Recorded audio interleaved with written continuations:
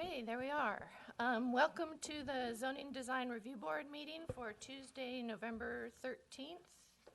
I will call the meeting to order and a roll call. Member Pena. Here. Member Tigret. Here. Member Zagorczyk. Here.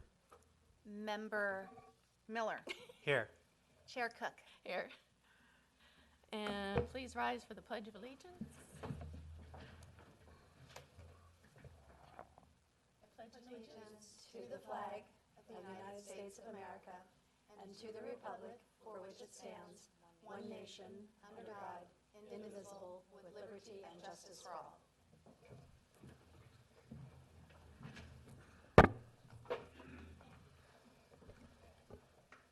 Thank you. Anybody have any changes to the agenda? If no, could somebody move to adopt the agenda? I'll move. I'll second. All in favor? Aye. Okay, the agenda is adopted. Is there any public comment for items not on the agenda? I don't see any general public, so I will close that and move on to the public hearings. Mikhail? Yes, I need to recuse myself from this public hearing due to my proximity of living. Okey doke. See you in a bit. We can move on to 18-1940, 6755 Washington Street. All right. Well, thank you all for attending this evening. Tonight before you is a design review application for the installation of a new 36-inch high guardrail to separate the public right-of-way from the dining and service area right in front of Redwood Restaurant.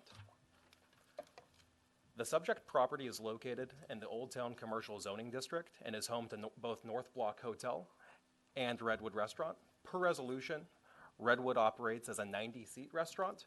Now 74 of these seats are located indoors, with approximately 16 of these seats located at the front patio area and also the interior courtyard area.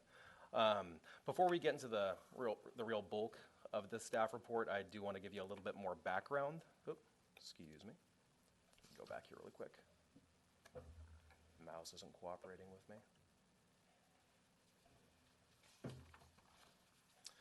Earlier this year, the Department of Alcoholic Beverage Services, otherwise known as ABC, withdrew its approval for the use of the front patio area because there was no delineation between the public sidewalk and the service area. It was really right on top of each other. There were four tops totaling to 16 seats right adjacent to the public right-of-way. As a result of the ABC action, the applicant removed the tables and chairs from the front patio. The proposed exterior guardrail up for discussion this evening will now allow Redwood to recommence food and beverage service at that front patio. So that's why we're here this evening. And I do apologize, my mouse on my end isn't really working for me at the moment. Get my laser pointer out here.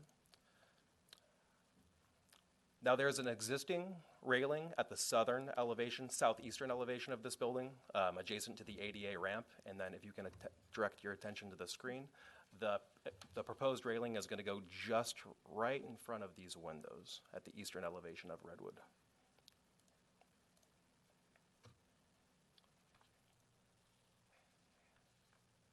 The applicant proposes to install a 36-inch tall black steel guardrail with thin horizontal rods to comply with ABC regulations. The guardrail will run parallel to the east building elevation to the full length of the dining area, approximately 23 feet. The dining area will accommodate 10 seats. Now this will be 2 4-person tables and 1 2-person ADA table.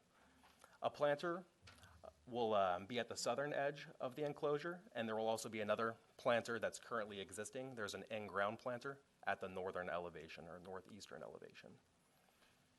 The applicant is also proposing to replace the handrail at the ramp to the immediate south of the dining area so that it matches the proposed guardrail. There are no real changes proposed for the actual use of the restaurant. This is one of the photos that I have that the applicant did provide. Matte black rolled steel. The existing railing currently out there next to the, adjacent to the ADA ramp is brown rolled steel. Jumping into the analysis section of your staff report, one of the primary objectives of the Old Town Commercial District is to really promote an interesting and attractive environment for pedestrians and also to enhance the interface between commercial uses and the street. The district also encourages pedestrian-oriented amenities such as street furniture. In this case, the outdoor seating on the front of the patio contributes to this overall goal. Guests' use of the front patio creates a very inviting environment, serves as a draw for pedestrians, and results in an active streetscape, which is generally seen as a positive element for most communities. Other examples of businesses really achieving this goal can be seen at Girard, Jessup, Stewart Cellars, Southside Cafe, Restoration Hardware Gallery, and Masonry. In reviewing the guardrail, we look to whether it is consistent with the town's design standards and whether or not it really meets ADA guidelines set forth in the IBC. I'd be happy to read this section of the staff report, but it is of staff's determination that it does meet the YMC design guidelines and standards and ADA guidelines. The project was also evaluated for conformance with ADA standards and was found to meet these standards. Even though the proposed guardrail will technically narrow the width of the public sidewalk, there is sufficient space to maintain that 36 inches of clear passage that must be maintained. And with that, that concludes our staff report. Okay, thank you. You're welcome. Does anybody have any questions of staff? Michael? No questions. Stephen? No. Lynn? I was, when I walked up there, I was trying to get a sense of, does this comes out quite a ways when you measure it. How does it tie in? Is the planter that they're going to be installing going to be used as kind of a divider so that then the access into the bar area is delineated and very clear? Or how close is that? Is there a lot of separation? There's about 6 feet of separation. Oh, okay. Per the IBC and the ADA code, at the very bottom of that ADA ramp, you need a minimum distance of 6 feet before that guard railing can even start. So that's where the edge of the planter will be. Okay. There will be a 4-foot wide entry point, and then it'll continue north to the primary entrance of Redwood. Got it. Okay, thank you. You're welcome. Curtis, can you go to the floor plan view? Oh.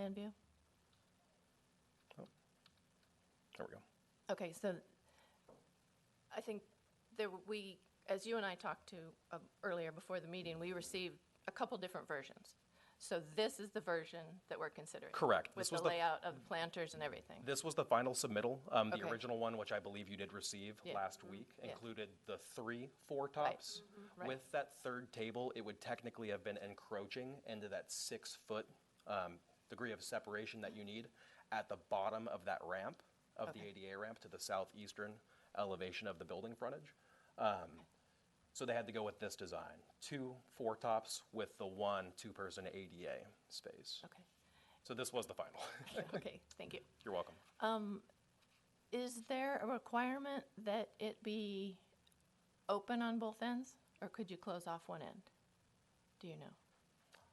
Something be an ADA? I'd have to run by Rick Walters, Okay. our building inspector. To my knowledge, it can be closed off on the one side, but it needs to be maintained open with a 4-foot passage as shown on this plan. Okay. All right. And we did run these by Rick. Okay, good. Okay, anybody, any more questions of staff? Actually, I do have a question now that I've thought Yep. about it more.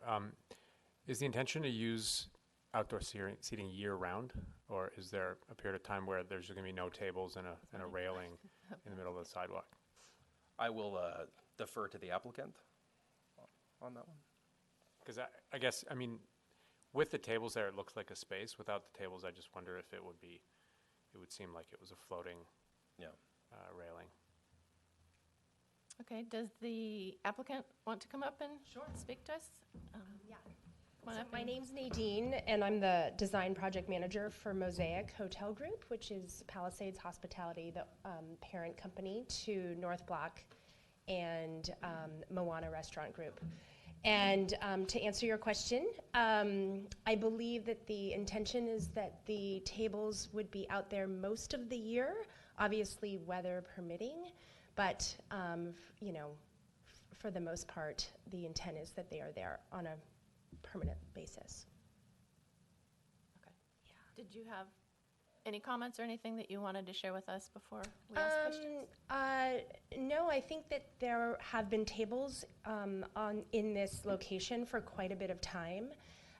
So, we're excited at the opportunity of having them back there, and I think that the layout being kind of quite concise and intimate is a nice sort of compromise to all of the moving parts.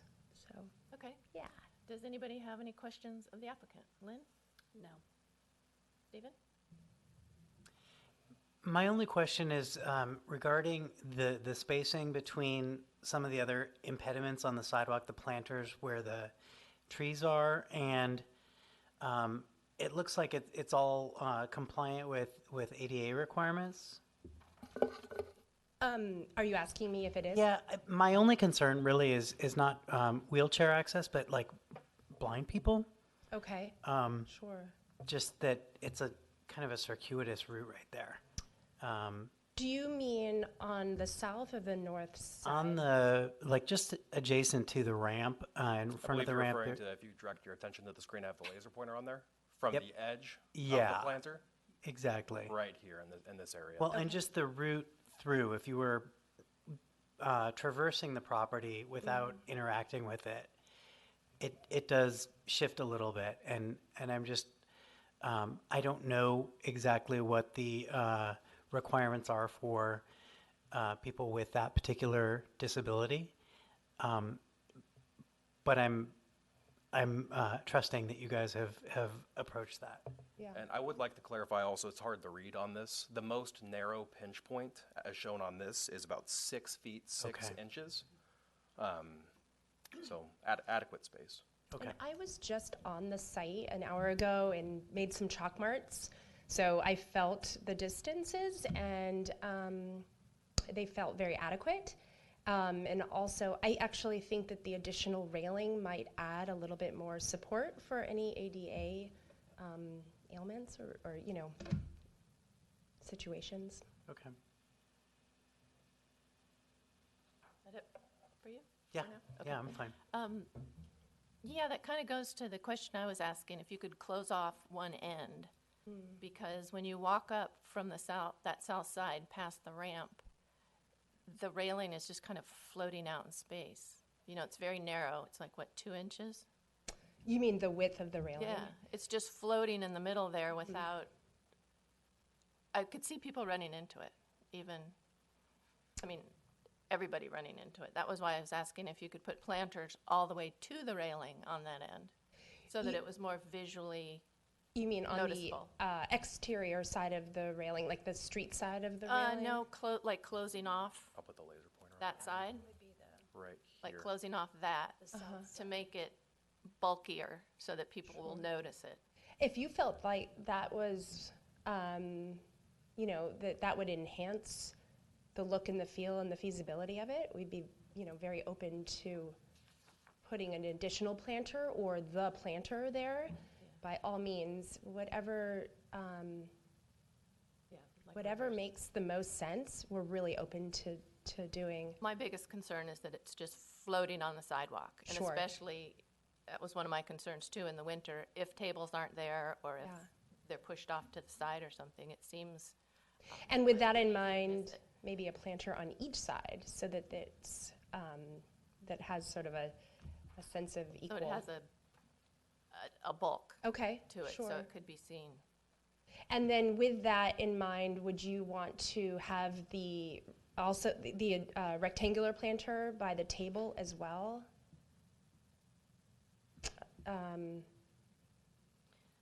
The freestanding planter. The existing. No, to the not that, that one. Yeah, see, I would want to see that whole, like another planter placed next to that planter so that that end was closed off. You know what I mean? So you couldn't walk Right in here. from the south end, right there, yes. and then only have the main entry point on this Yeah. side. Oh, okay, I understand. Okay. Okay. Sure, yeah. And then the entrance to it would be on the north side? Yes. Yeah. Yeah, I think it would be Um, more visually. Do you it's think that ABC would have an issue with that? I have no idea. Okay, do you think that ABC would have an issue? I don't Wouldn't think so. It's just as Okay. long as it's Does- ADA compliant. It does close off the closest point to the kitchen, because the kitchen. Oh, is it really? Yeah. So Okay. it means that, Oh. that servers would then have to walk through the restaurant and around. You're right. So it seems like, Yeah. like from a programmatic standpoint, it's not the best solution. I too am concerned, I considered, what if I mean, it kind of feels a little bit pointless to discuss it, but what if the two tables, the two four tops, and the planter were moved closer to that railing so that it wasn't so Like out in the middle aisle-ish. of the sidewalk, and then you still have the passage all the way through, but it does make it a little bit more visible. Yeah, I mean, I think that would be even more comfortable. I agree with that. Yeah, I think whatever your solution is to it I Okay, think I that mean- looking a little more obvious. I Okay. like the design of the railing. Yes. And okay. although I prefer to sit in the back on the outside and not the front, but it looks really good when there's people out there. So I understand why you want to do that. And I think I the did want to concern- comment really quick. Are you talking about pushing these forward? and Closer the to the railing? planter so that it's kind of you cross through. So the tables are on the outside. Because the reason they are built up so close to the edge of the building, you need to maintain 4 feet of separation at this point between the So table. that would move to that strip adjacent to the building. Would Right. that work? It should, yeah, so move Yeah. the planter and those 3 tables east so that they are right next to the railing to give it that prominence, and it still has a circulation point. And that's beneficial because it does maintain the access point from the kitchen. Right. I was thinking the same thing. Good idea. I think the concern is that, especially, it's not really bright in front of that restaurant at night. And if you're walking down the street, you're walking perpendicular to the railing, and it just kind of pops up out of nowhere, and it might Sure. not be so easily seen. If there were things that were ganged with it, it might be more obvious. So the 4-foot walkway be closer to the building. Correct. I mean, I actually think that would be, I think that would be really nice. Yeah. Yeah, Yeah. okay. Definitely. Yeah. Kind of a And I service think from a server standpoint, I Yeah, think that would work exactly. very well, yeah. Kind of never got to you, Michael. No, it's okay. No, And then maybe sorry. Please go ahead. You had another idea. Go ahead. No, then maybe there would be only one planter that would be placed in front of the railing that would pop over in front of one of the tables. Do you know what I mean? So it's not two big planters there. Okay. Yeah, I think there's ways to be So just creative. Yeah. move Tables for, make them Sure. tables One for planter 3 this up way. against the railing or. Sure. Since we're brainstorming and being so collaborative, one of the considerations too with relying on the planters to provide bulk means that you're sort of forced to do one particular layout, and if you wanted to clear the planter out, it's mobile, so it's not sort of a permanent solution. The alternative would be to, at each end of that particular side of the fence, put a slightly thicker anchor post or something that added definition to either side that was wider than the width, so visually it would stand out more. That would be the alternative, something that worked with the design, because then if you decided you wanted to move things around, you wouldn't be like, oh, well, we can't move this planter because of zoning issues. So there may be some flexibility with a thicker, Okay. 2 thicker end posts, just as an idea. Sure. So like a 4x4 Right. Something that, square metal anchor post on something each that- side. visually didn't sort of disrupt the overall Yeah. intent, but would actually help solve the one way to solve the issue. Uh-huh. That would be nice. Does that Okay. feel comfortable for you? I think we'll leave the final design up to you. I think Okay. you've recognized our problem with it, that it's so narrow, and you're coming up on it on the end. Okay. So Do you want us to give you a final exact design of the guardrail before we fabricate it? Is that the process? Probably, huh? Don't you think? Well, you could We'd need to approve it see. tonight with conditions that indicate your areas of concern and some Okay. possible solutions, and then leave it up to them. Or you could direct them to come back at a future meeting. Okay. I think since it's such a really minor improvement and she can put pen to paper to identify your concerns and solve them, that I think approval with clear conditions would be a good way of approaching it. Plus, I know that they are eager to serve out there and they've been in the queue for a while, so anything to facilitate a decision tonight would be appreciated. Yes. Yes, that makes perfect sense. Okay, somebody want to do a motion? Motion to conditionally approve the placement of the fence pending modifications approved by staff. Modifications to, Modifications to the endpoints or to the layout in order to meet the conditions of visibility and staying within all the appropriate guidelines. yes. Okay, in a second? I'll second that. All in favor? Aye. Okay, we got approval on that. Okay. Thank you for being flexible. Thank you. Yeah, thank you. Okay, Mikhail sitting outside. Let's bring Mikkel back in.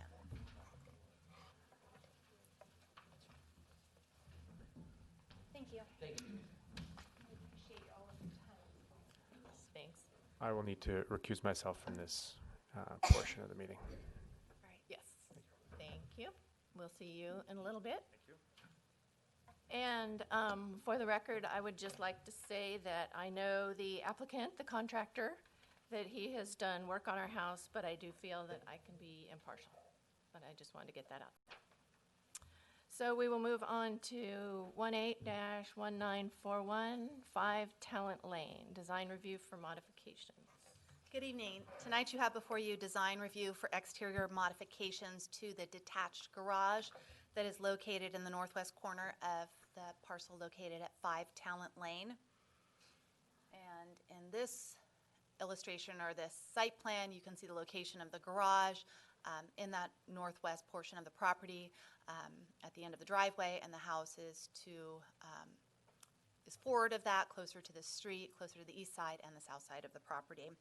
So in May of 2015, the Zoning and Design Review Board approved the design for this residence, and it is a new 2-story single-family residence with a detached 2-car garage, and it features horizontal wood siding on both the house and the garage, and there are stone accents that can be seen on the 2 chimneys, one on the street side of the property and the other facing the backyard. And I'll just walk you through each of the elevations so you can see what was approved and the design changes that are proposed. This is the east elevation, and it is the most public facing of the elevations, facing the street. On the in the lower illustration, you see the design as approved. The house is on the left, and the garage is set back at the rear. You see there's a large window that sits atop the 2 garage doors. This is being reduced in size under the current proposal. This elevation would be clad in stone, the same stone that is seen on that on the chimney that is to the left of that upper illustration. And the garage door is also changing. It's changing from a 2-car garage door to a single door. This is the south elevation, and this faces the backyard.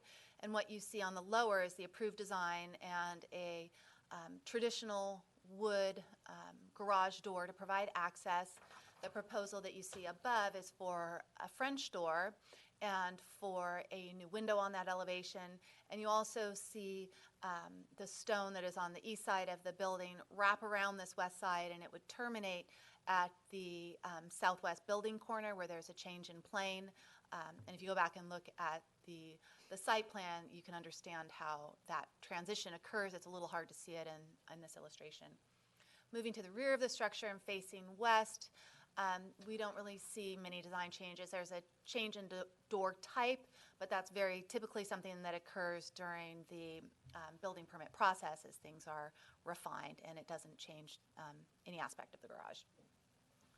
Moving further to the north side, we see the approved design on the bottom, and the applicants are proposing a new window on this elevation, and to wrap the stone siding that's found on the east elevation slightly around the corner. It would terminate at the fence to create that transition point. And we went ahead and we analyzed the improvements in the staff report, and I'll take these one by one. I'm going to go back a few slides to look at this one.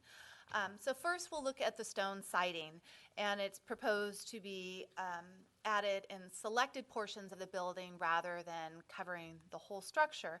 And we look to the design ordinance, and it identifies that the choice, detailing, and applications of materials should be carefully considered for their appropriateness with the design of new buildings.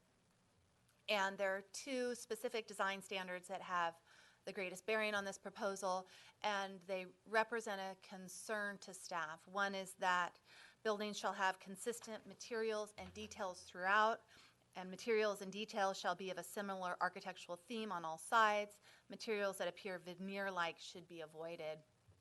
We do have concern with this because of the termination of the stone in 2 points. They're not found on all sides of the building, and because of that type of treatment where we are using a veneer and where it terminates mid-elevation, it appears more like a veneer than a building element, which leads me to the next item, which is that exterior finished materials shall appear integral to building construction, and it is that termination that really calls these into questions. And they are on the side and rear elevations, and they will be less visible, but they do have an impact on neighbors who will see the less attractive sides of the building and the places where the stone terminates. So to be consistent with the design standards, staff is recommending a condition of approval that all 4 sides of this building feature the stone in order to be consistent with these 2 design standards. And we think that we can resolve the issue in that manner. Moving on to the windows and doors. We do not really we have no privacy issues because this is a 1-story structure, and that's one thing that we're looking at when adding new buildings where they weren't previously there, and the impact on neighboring properties. Our concern here is that it raises the question as to the intended use of the garage, and the applicant asserts this is a garage, we have no intention to use it, but these are the types of improvements that can lead to a garage conversion once you've received a final inspection. And it's really the totality of all these changes that raises the concern. And even taking a step further back to the original designs and the building permit plans where they had proposed can lighting or recessed lighting in the garage and ceiling fans and the types of things that you see in habitable space. So when we begin to see windows that allow light and enjoyment and French doors where you typically want to hide what's stored in a garage, it does raise these concerns. So we are recommending that a condition be included that would eliminate the two larger windows and the French doors on the south elevation. That would leave the glass door on the back side, the window above the garage doors, so natural light would still enter the garage, but it would eliminate some of that opportunity for a garage conversion because it's got all of the elements of a house. Last of all, we look to the garage door, and the approved design features 2 8-foot wide automatic garage doors to allow access for 2 vehicles. The modification here is for a single door, and the applicant indicates that's necessary because of some steps that interfere with that corner of the building. And the design, the zoning ordinance provides the parking standard for dwellings, and it's 1 covered and 1 screen space. We could still achieve that parking requirement with these revisions. The covered space is obviously in the garage. The screen space could be located somewhere on the driveway. Located on the driveway would create a tandem parking situation that would necessitate a trip to the town council for approval of a use permit because the spaces aren't independently accessible. And with the garage door, and I guess with all of these uses with the garage, I want to raise our concern with this district. It's in the single-family residential district, and the standards as to FAR are slightly different from all of the other districts where there's just 1 overall acceptable FAR. In the single-family zone, 25% is allocated to the house, and 5% is specifically allocated to the garage. In this case, both of those FARs are maxed out to the full extent. If we were to see the conversion of this garage to habitable space, it would shift the balance of FAR so that the habitable space is exceeded because they are at that maximum. So I'm simply raising our concern with the garage door. I'm not including a condition, or not suggesting a condition that they retain the 2 garage doors, but raising the issue for your information and then for the applicant's information that it would go before the town council. So we have proposed conditions of approval in the staff report. For the most part, they're standard, but they do include the ones I've mentioned, that all building elevations shall be clad in the stone, that the 2 new divided light windows and the French door be eliminated from the design, and then that if the ZDRB approves a single garage door, the applicant shall submit for use permit approval by the council for the tandem parking. And I know the applicant has a representative here tonight. Yes. Okay. Questions of staff? Mikhail, do you have any? Is there anything built in here? Is there any way that we can ensure they do not convert to a second dwelling, if you will? Convert the garage to like a habitable space, aside from just checking? No, other than doing inspections, there's really no way to tell. We know people use their garages for a number of things. It's not always for the parking of vehicles. Storage is very common, and that's an acceptable use of a garage. It's physical changes that change the use of the garage that we're most concerned with, because once you receive a final inspection, we don't generally get into another inspection. Okay, so if they need to provide space for one covered and one, what is it, for parking? One covered and one blocked parking spot? Unscreened. And screened parking spot. So they don't actually have to have the cars parked in there, they just have to have the space for it? The availability The for it. availability for it? Yes. Okay. Okay, that's it. Okay, Lynn? If they were to do the tandem parking, how visible is the screened area to the neighbors? And how does that impact? Let me go back to the site plan. Let's see. So there is a setback from the north property line, and there is a landscape planter. So from the adjoining neighbor to the north, it would be minimally visible. However, the properties across the street would see that car parked there. Obviously, it's on the driveway. There's no way to screen a parking place that's on a driveway. We've struggled with that condition all along as to how do you screen an uncovered parking place, especially when we have small houses on small lots, and driveways are where you put that other one. So I would say that the benefit of this parcel is that it's such a long driveway that it's a little less in your face. Okay. And then secondarily, the reason for doing this was because of some steps that encroach or impede the garage, is that correct? I will allow the contractor to address that. My understanding is that they would be at that, I believe, the southeast corner of the garage where all of those improvements are coming together, and it creates some conflict point. I don't know that it's technically infeasible to have the 2 garage doors. It's one of the changes they'd like to make, though. Okay. Stephen? Yeah, Sandra, when you said where the improvements come together, this is new construction, right? Yes, So this, it's not, it's currently under construction. Yes. okay. So there aren't existing conditions that they're having to work together with. right. It's a new construction. So it seems like the garage with 2 cars in it is fairly tight Very tight. Yes. anyway. Yes. Okay. When it originally came before the Zoning and Design Review Board, we were concerned with the tight circulation, especially the backup for the vehicle on the left, because of the, you can see that gable end entry or at the front door, and it extends out. So the car had to make a pretty significant turn to wiggle out of there. But it was demonstrated with turning radii that it was feasible.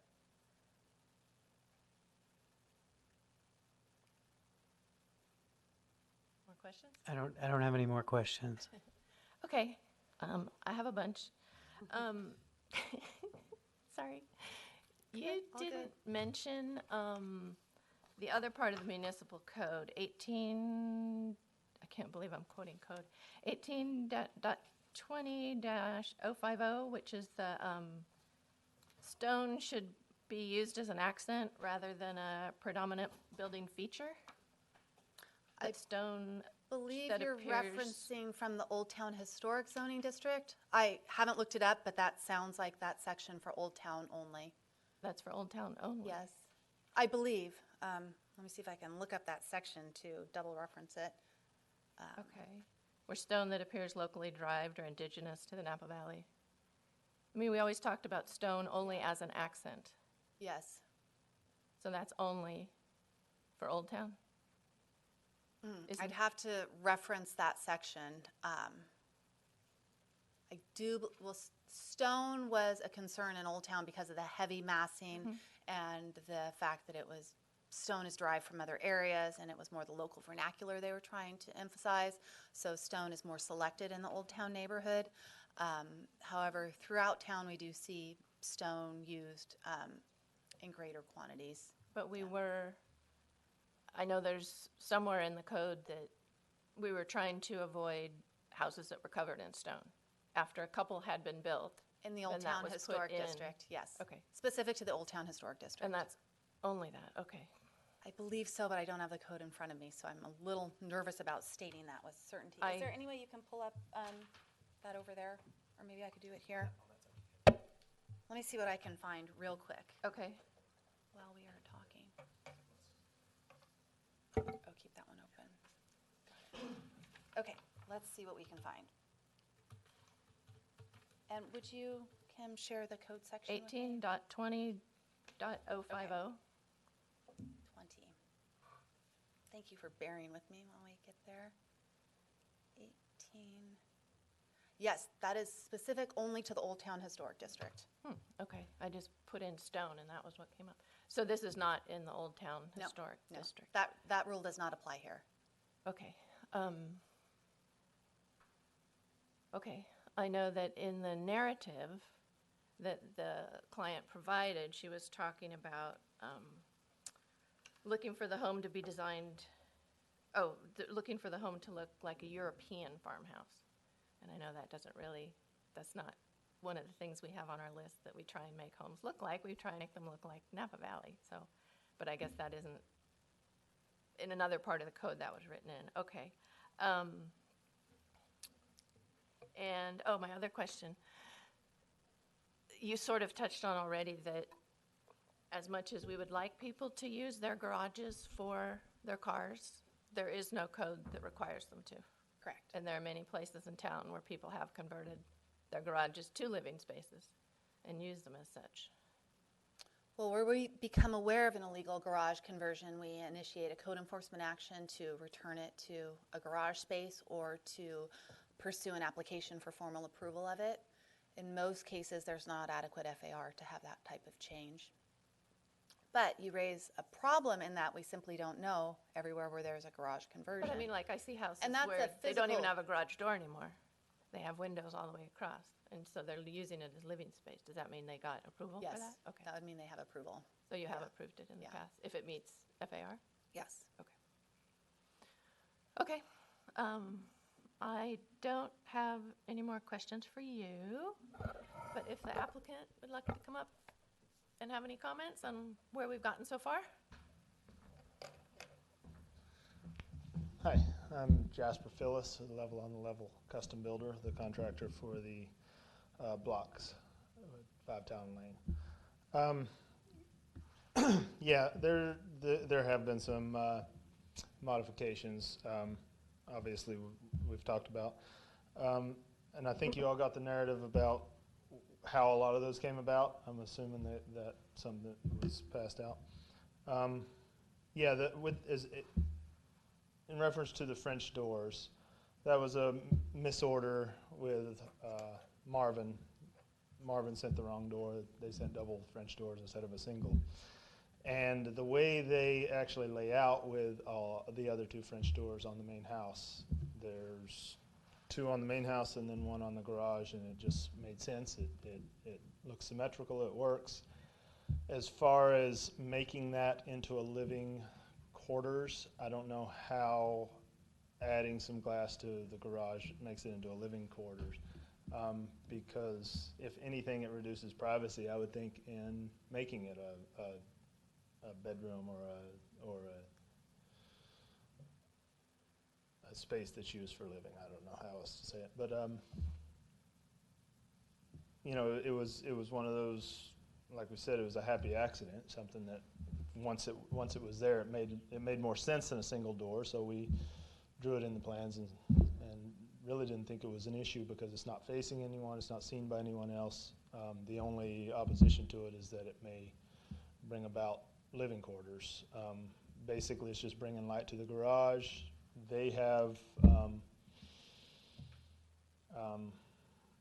a garage in San Francisco, I guess, that they keep nice cars in, and it's, I wouldn't say they feature their cars. It's not a classic car club or anything, but it's more of a, you can see it while you're on the patio. It's not a eyesore to them to be able to see inside the garage and see the cars parked there.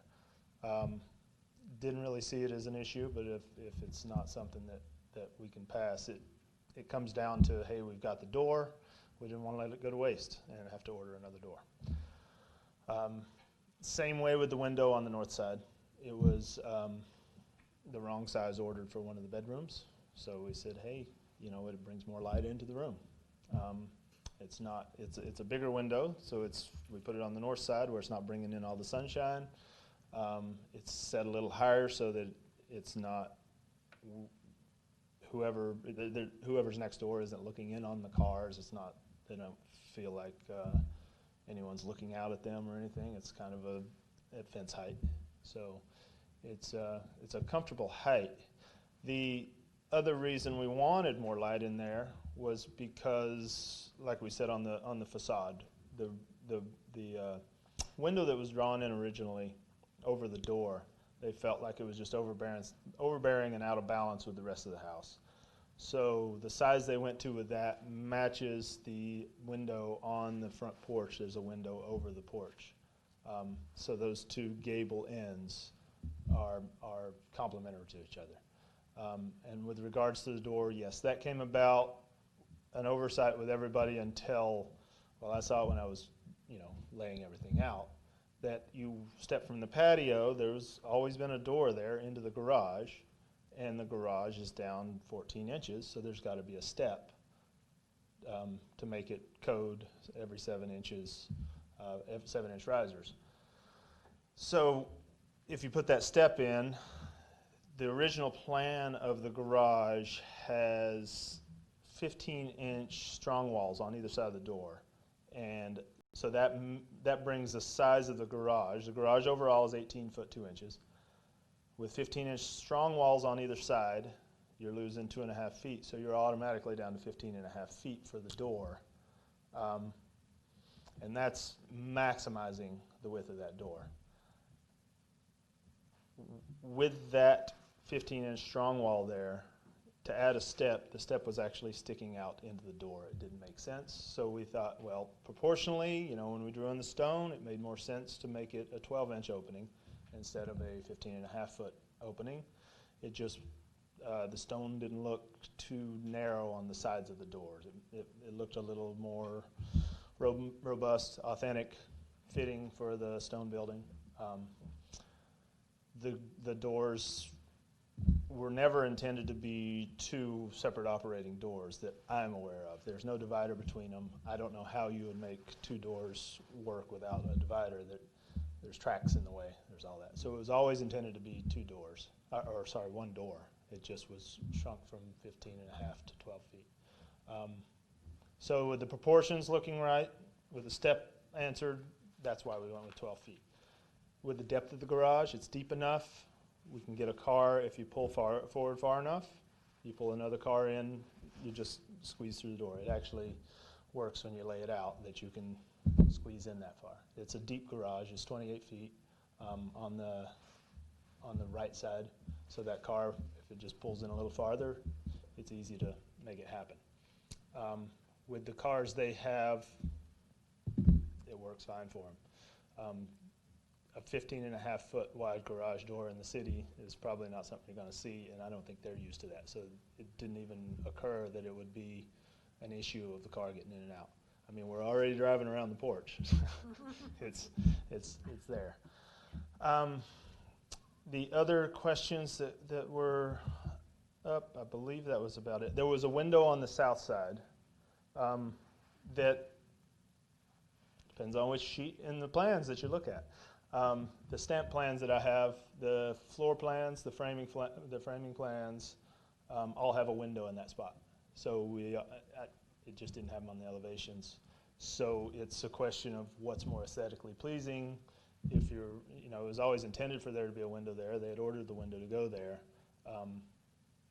Just kind of I wouldn't say it's an oversight. It was just one of those things, well, it's on the plans. It's just not on the elevations. We continued with the window. So we own the window.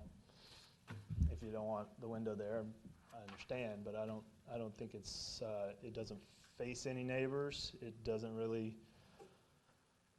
affect anyone. It's facing the pool in the back to the side.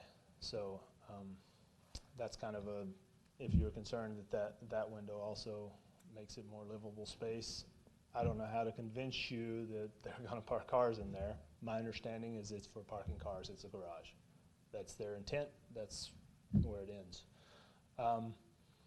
As far as the stone wrapping all the way around the building for your suggestion, we stopped it at the gate for a couple of reasons. One, it's expensive.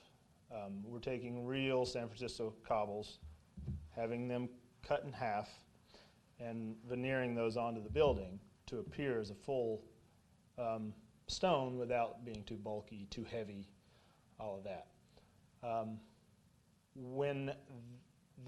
With all that labor-intensive work per square foot, it skyrockets. So it was just basically to the north side. The reason we stopped it at the gate was no one will ever see that side except for, I guess you can see it from the neighbor, but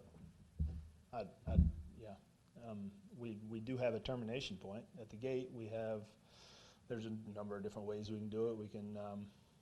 We can terminate it just using the stone as the end, obviously showing no raw cuts.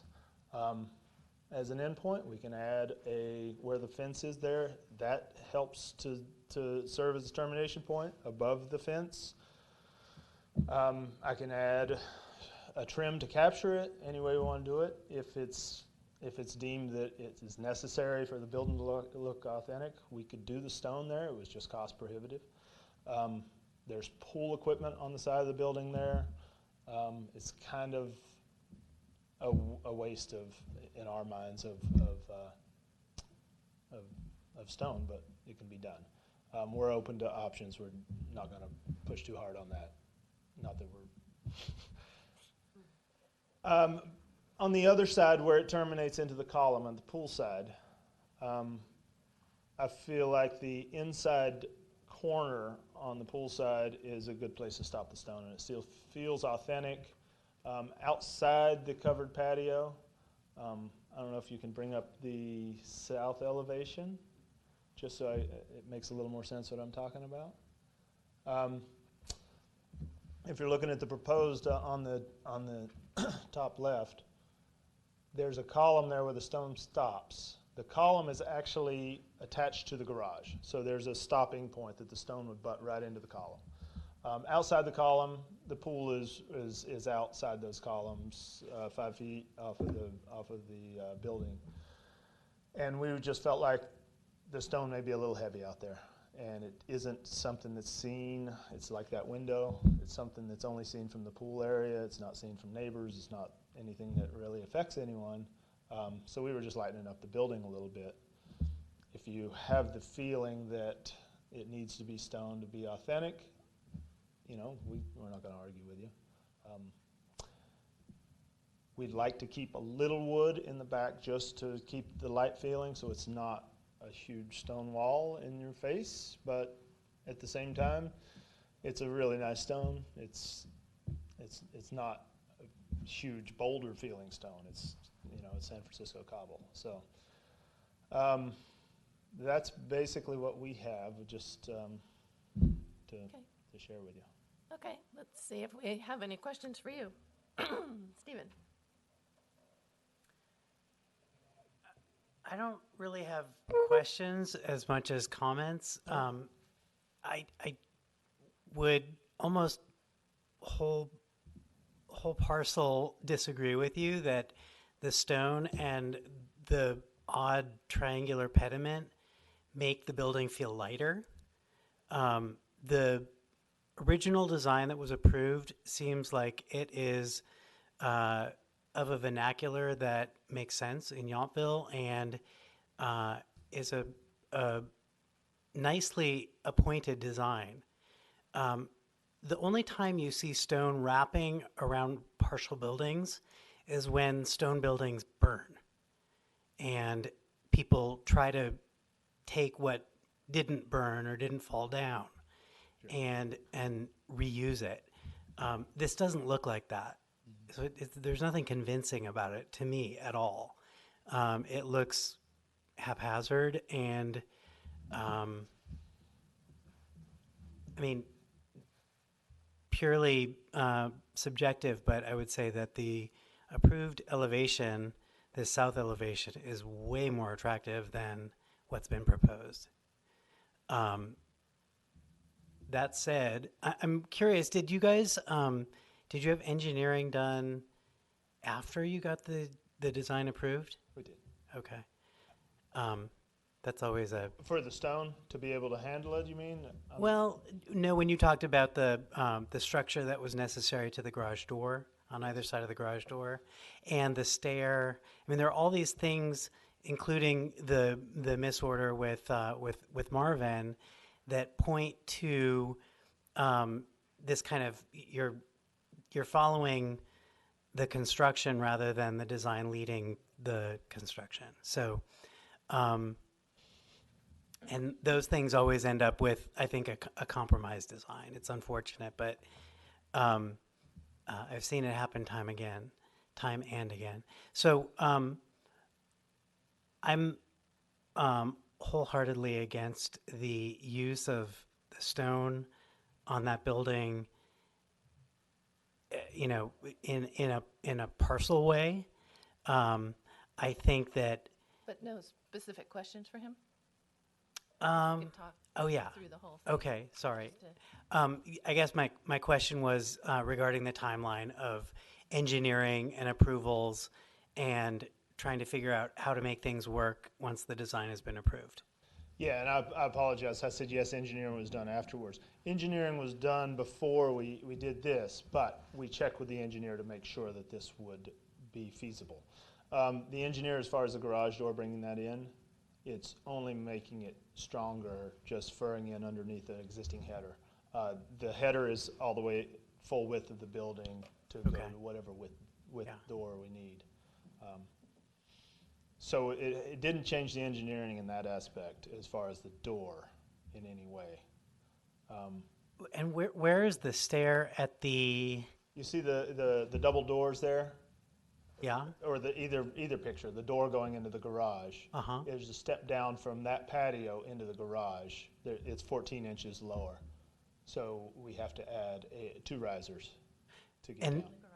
In the garage? Into the garage. Okay. The garage is lower than the patio. Wow, and that's already a narrow garage. So there's 2 11-inch treads. Right.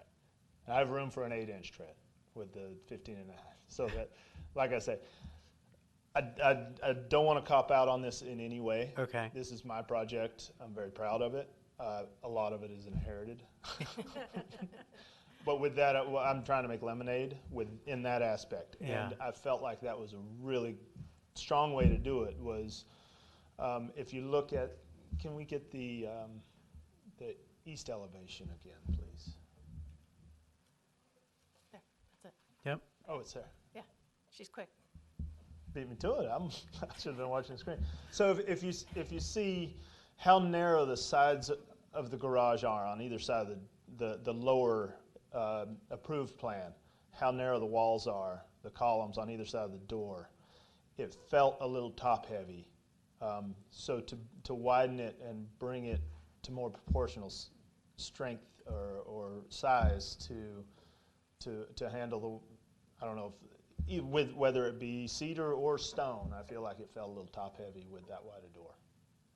Again, that's The only thing that's making it look top heavy to me is that dimension line that makes it look like a gable is sticking off of the north side there, but that's not, and it doesn't look Oh, yeah, malproportionate to me at Okay. all. With a wider door, a narrower support on either side of the door. So I feel like I don't know. But no more questions. No more questions. Okay, Lynn? No questions. Mikhail? Oh, okay. I think you covered them all. Okay, thank you, Jasper. okay. You can sit down and we'll talk about it. Okay. Thank you very much. Lynn, you have, well, let's talk about them individually. We'll start with the stone siding, then the windows and doors on the garage, and then the garage door. Okay. So the stone siding, do you have? I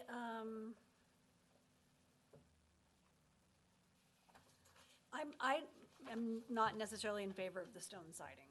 I think it detracts from, when I'm looking at what the approved plans were and then what the proposal is, it just doesn't, it's not aesthetic to me. But, and maybe less of it, if there could be less of it, as maybe like a trim or something like that, yes. But to have the whole side stone, I think it really makes the garage look smaller and diminishes the garage from the house. It seems out of proportion. Okay, thanks. Mikhail? For the garage, I'm of the belief, Just the Oh, stone. yeah, the stone, We're doing sorry. the stone first. I think it's easier that way. so I'm of the belief that's either all or what we've already approved. So if they're gonna do it, it needs to be done 100% and not stop halfway through. And if it isn't 100%, then it is what we've already approved. Okay, I think that I would. I don't think that this stone makes sense in this building. okay.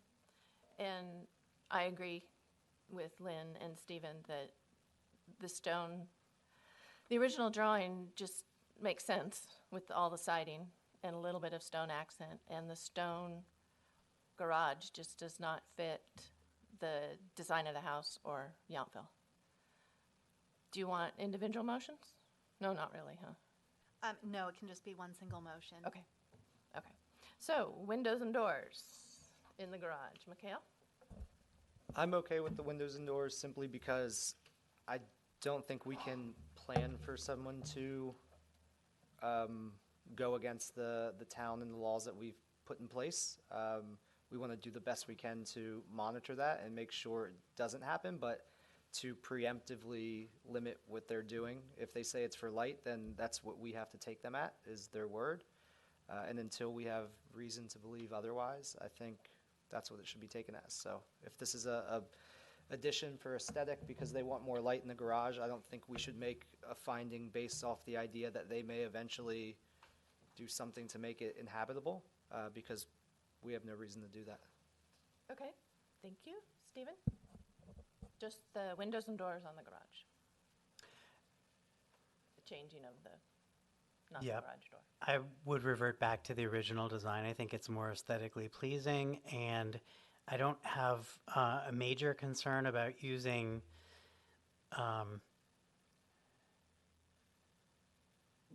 what you have, except that it's not what was approved. I guess the window on the north side doesn't seem like a major departure, but I don't really like the shift of the design from the front, from this east elevation. And the French doors to the pool side seem largely irrelevant. I would be more, we didn't talk much about the roof changes. Is that not on the, No, those were approved by staff. by staff? Okay. Um, Yeah.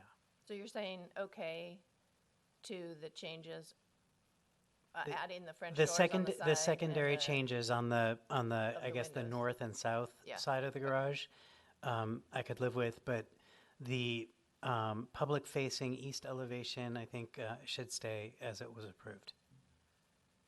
Okay. Meaning, we're not talking about the garage door. We're talking about just the other windows. Not the garage door. I was talking about the garage door No, and that's the, kind of a separate item. that's a separate item? Okay. Then, they seem like they go together, because I don't think you could do the one or the other. They would both have to be changed if one of them was changed, I think. Okay, Lynn? Well, Windows and doors? I guess my first thought is I wondered why, when the French door arrived, that somebody didn't send it back or refuse it. Yeah. Do you want them to come up and answer that for you? Marvin, Okay, so that's, and they said that one's on us. So Oh, they charged us the single door price for the got it, double door. got it, okay. Well, where the location is of the French door, I'm not as concerned because it does go, thank you, does go to the patio and to the pool area, and so, and it does match the doors that are on the dwelling. The other windows, I'm not opposed to those as well. Okay. And I agree with everybody that, to me, the look of the doors and the windows on the south elevation is a nice improvement.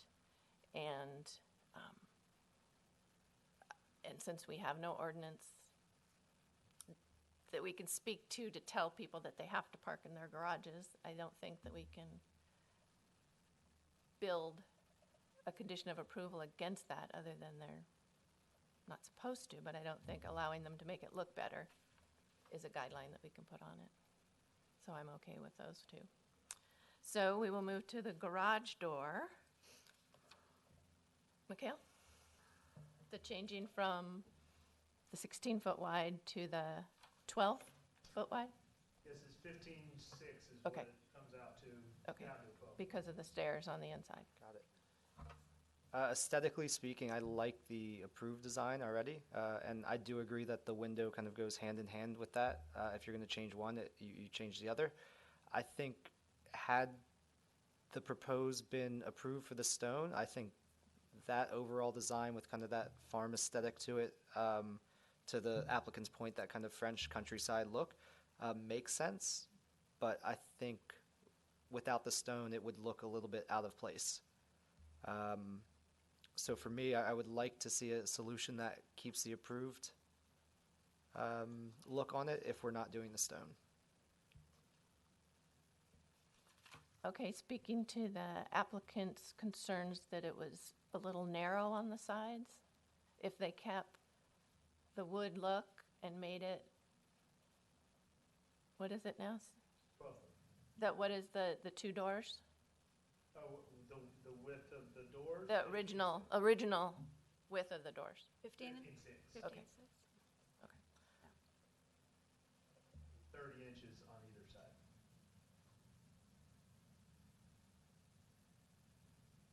Okay, I'm not sure how to do that. Make the garage door a little narrower so it has more width on the sides, but, We would not be opposed to that. Okay. If there's a compromise somewhere in the middle, you know, where we accommodate the step, if that's Okay. possible, okay, whatever pleases. okay. So correct me if I'm wrong, but the door, in the way that it goes up on the tracks would not have Yes. any kind of, Come on back up, Jasper, I think we got a lot more Yeah, questions. I didn't Sorry, I step know, back in on I you know, guys, I know. but I understand. that wouldn't have an adverse relationship with the two treads that you've got inside the new French doors. It's simply that if that door is as wide as it has been approved, then the car that is already having to kind of do this weird S curve to get into that left garage has more of a chance of hitting the stair with their front left tire. If, I'm sorry, if the door is not widened, You know, if the door it stays at the approved width. the stair is actually standing out into the door, existing door. Yeah, but the door can The shut. original I mean, one- it's not a. I'm sorry. The original one it would be overhead tracks.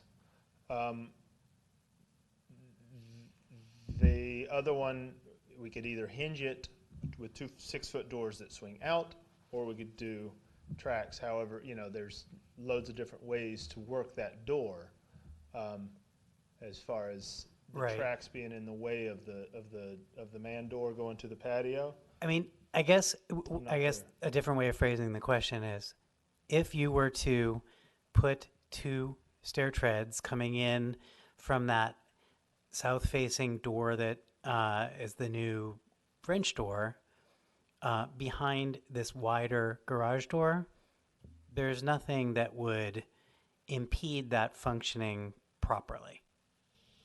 It's a little funky, or it might seem like a little afterthought when you're inside the garage, but you wouldn't be able to tell that from the outside.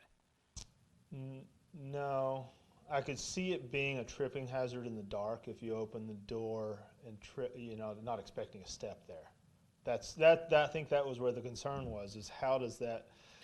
But Can't have it- presumably, if you have an electric garage door, the light goes on when the garage door is activated. So Presumably, but if the power's out or whatever, there are loads of different reasons, ways that could be. Yeah. But yeah, But they don't- Usually, you have automatic light comes on with the door. Correct.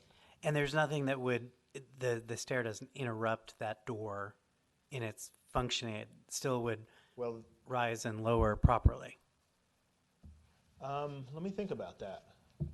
It actually would, because that track would have to come all the way down the inside of that wall, and that step would be all the way to the wall, yes. If you didn't make the step all the way to the wall, you would have a funky little corner in there that is also an ankle twister. It's a dust collector. And the door is really close to that corner also. I don't know if that reflects that on that south elevation, but it's on the inside. There's only enough for a door casing, like most doors. When this is actually an outswing door, but when you frame it close to the wall, you get it as close as you can with the casing without interrupting the casing. Is the way Unless to it's frame up against a garage door. it. Unless it's up against the garage door Okay. and thought out ahead of time. Yeah, there's all that. Yeah. So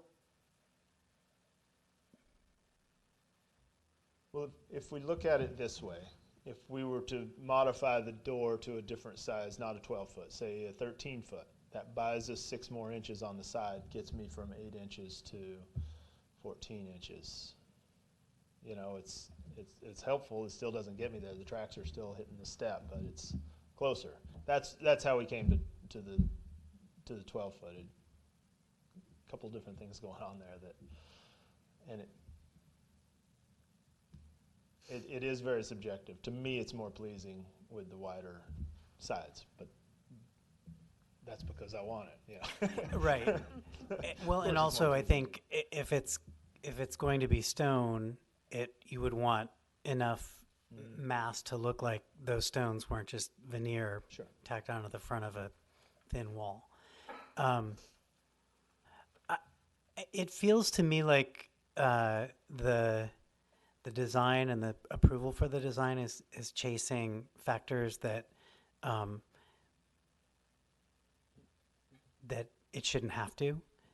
Oh, I wholeheartedly Yeah. agree. Yeah. And I feel like it's compromising what's been approved.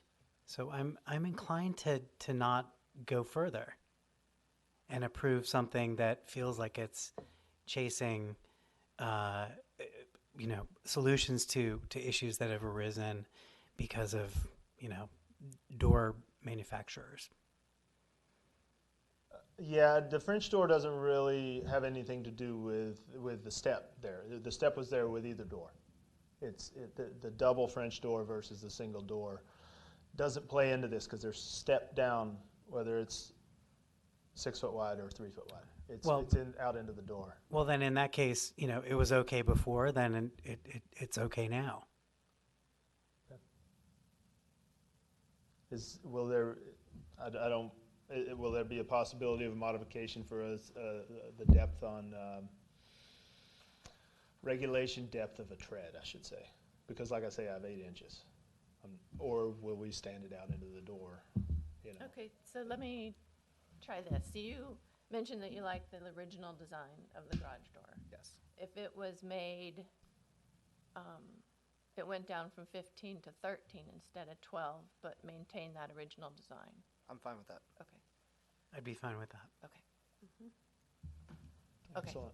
I love a good compromise. Thank you. I will make a motion based on our notes to revise the conditions of approval to, 1, decline the use of the stone on the exterior of the garage, to approve the door and revision, and window revisions to the garage, and to approve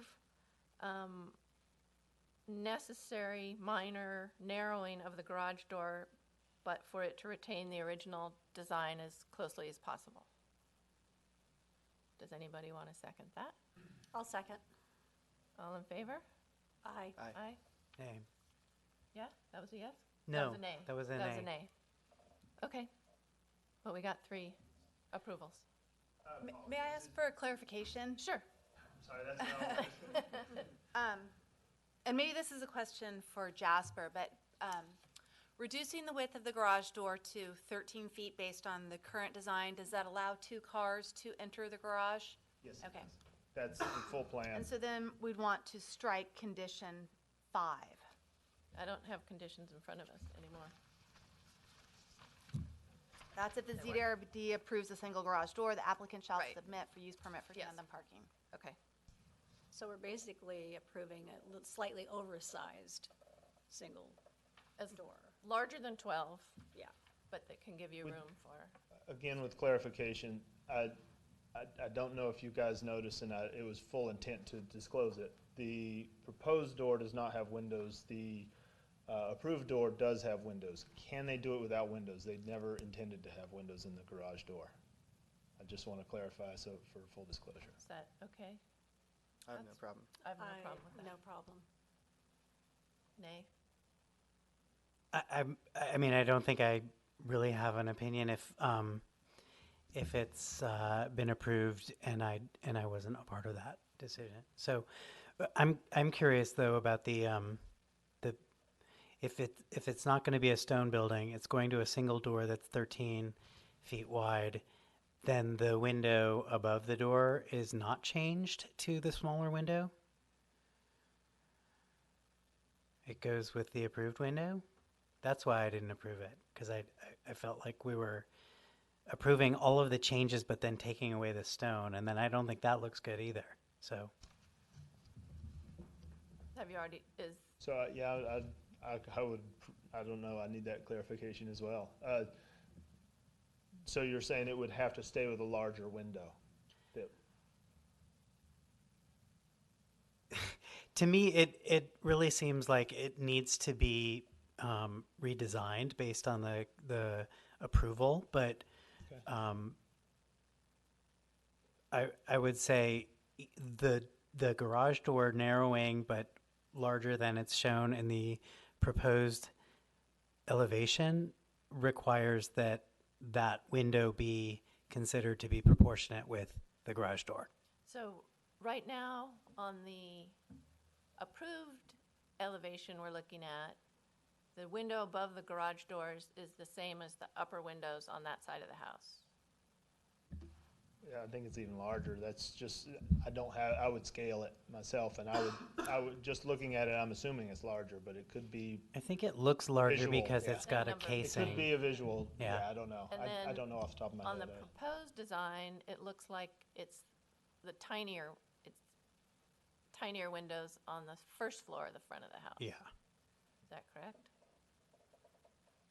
It's actually, the exact same size is if you go to the north elevation, as the over the front door, that window, Oh, teeny tiny. which is 30 by 30, I believe. Wow, it looks so much Instead smaller. of the front of the garage, the approved one is, going off of memory of what I've scaled months ago, I'm guessing around 4 foot wide by 5 foot tall as a guess at looking at what that is. I really couldn't tell you off the top of my head. So that's a It's a major change. It's a significant size Yeah. difference, yeah. Yeah. We usually don't get into exact sizes of windows. Do we need to? Can we just say proportional? Well, if it's a concern, the size of the window, you should be specific as to what you're looking for. But I don't If know. we can get consensus. But I can't say, bigger than 30, smaller than 50. I mean, Oh, right, I don't, right, I right. can't look at an elevation and No. say, We can't come to that level of specificity. It No. would be looking at it more in terms of the size that's necessary for the design to work for the garage, and you could compare it to windows that you see here. Can we Those keep it, windows can be a reference. can we keep it in terms of a ratio of what was already approved? So by whatever the garage door is shrinking, the window has to be a proportionate change? Well, then we may see a window that's not found on the rest of the structure, so. What strikes me is that when you look at that lower elevation, that entire elevation looks like it's like all parts are part of the whole. On the upper elevation, you've got a stone garage attached to a wooden building. The little mini light and the above the door in the stone building kind of makes sense because if you're referencing historic structures, smaller windows in stone structures up in a gable like that exist. But if the design is going from a holistic design to a pastiche of different elements, then those elements have to be considered. And we're kind of picking it apart and separating different issues, and it feels like it's a slippery slope. so can we say that they choose one of the sizes of either the second story or the first story windows on the front of on the east elevation of the house? Okay. Now, to tell you, the lower windows are a lot closer to the size of that proposed upper window. They're not far off in size. Well, there are dimensions on those windows, but I can't see them. I But think they're 3.0 by 3.0. so 3.0 by 3.0 is different than 30 by 30. It is. Yeah. It's 6 inches, 6, you're correct, So- yes. So I would say that we would allow them to choose whichever window proportionally looks better from the east elevation, either the upstairs window or the downstairs windows to be placed over the garage. Does that sound okay? That works. Yes. I'm sorry, I apologize, I didn't. Well, we're Perhaps letting you that. make the garage door smaller, Yes.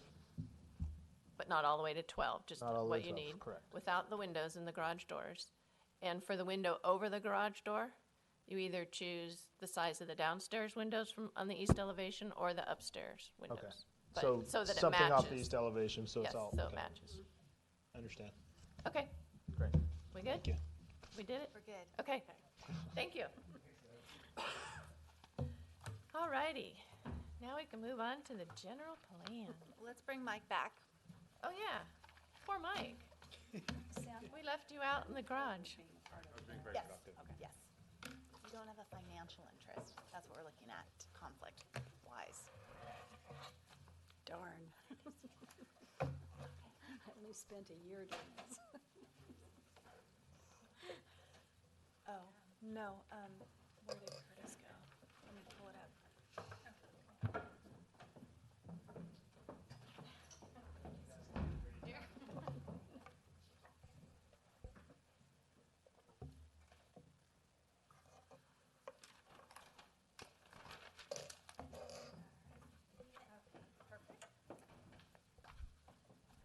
So good evening. We're happy to share with you tonight the draft of the general plan. And here to introduce that to you is Christine O'Rourke, who is our consultant who has been present at each of our community workshops and open houses and all of these meetings. And she is the drafter of the general plan based on this feedback. So I'll turn it over to her now, and we're both available for questions should you have them. Thank you, Sandra, and good evening, everyone. It's nice to be back here. So tonight we're here to talk about the draft general plan, which we released to the public in October, just prior to our community workshop, our open house that we had at the end of October. So what we're looking for tonight, this is really just your first opportunity to kind of review it and to give us feedback. And then we're going to be taking that, we met with the Arts Commission last week, and we'll be meeting with the Parks and Rec Advisory Commission on Thursday night, and then we're going to be taking all this feedback, and we'll be going to the council for their first meeting in December to kind of, we'll be bringing all of the feedback that we've gotten from the community workshop and from the boards and commissions to the council, and then we'll get some feedback from the council. And then we'll go back and we're going to revise the draft general plan again, and then you will be seeing it again when we bring it forward for adoption. So this is just kind of your first pass at the published draft plan. So so tonight I wanted to kind of give you a brief overview of the general plan. First, I know a couple of you have already been through this presentation, so I will try to make it quickly, but I'm not sure that everyone has, and for those who may be watching at home too, I want to make sure that everyone has a good understanding of what a general plan is. We'll talk also about how we created the draft general plan, how we got to where we are right now, how the general plan responds to the needs and desires of the community. Then I will be handing it over to Sandra, and she's going to talk about some potential change areas. Then I will take it back to go over some community feedback that we have already received, and then we'll talk a little bit more about next steps. So the general plan is a council-approved document that, first of all, it will articulate a 20-year vision for the community. General plans usually last about 15 or 20 years, kind of depending on how old the community is. When a community is more mature, you can have a general plan that will last a bit longer. The general plan that Yountville has right now was last adopted in 1992. There have been some amendments to the plan since then, but for the most part, the plan hasn't had a wholesale revision for, 26 years. So it's definitely time to update the plan. Most of the sites that had been identified as vacant and that had been planned have already been planned. So it is time. The general plan is a blueprint for future growth, infrastructure, and service priorities. So what we do, the general plan is going to help to guide the town staff as well as the boards and commission and the town council in evaluating proposals that may come up. They can be new development proposals as well as capital improvement projects. And so the town's decision makers are going to look at the general plan and make sure that those new proposals are consistent with the general plan policies. There's also a bunch of programs in the general plan. Those programs, essentially, when you put them all together, provide a work plan for the town to be following over the next few years in implementing the general plan. And that general plan is also going to help to guide future budget priorities and public improvements and services. So the general plan really is about managing change to benefit the community. We know that there is going to be change, so we look to the plan to help to kind of guide and shape that change.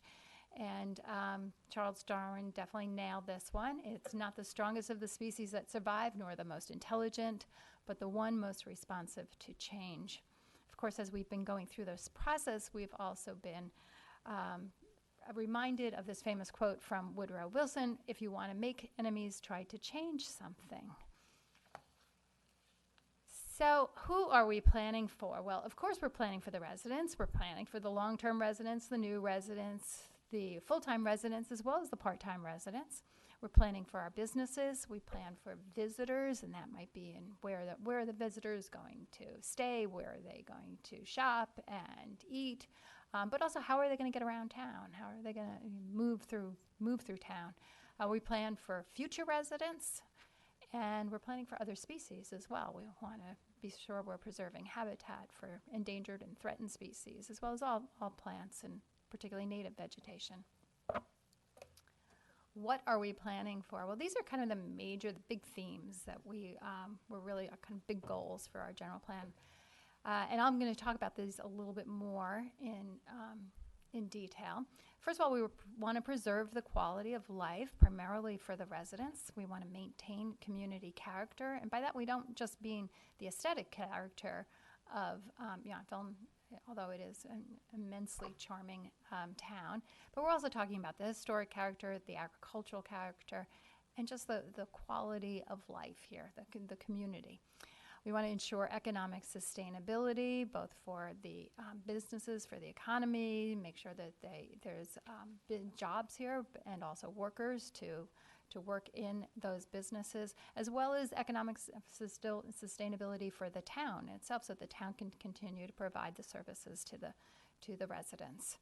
The general plan needs to respond to regional and state issues. There's a whole host of things that we have to deal with, including like congestion management, maintaining, improving air quality standards, making sure that we are providing enough opportunities for affordable housing.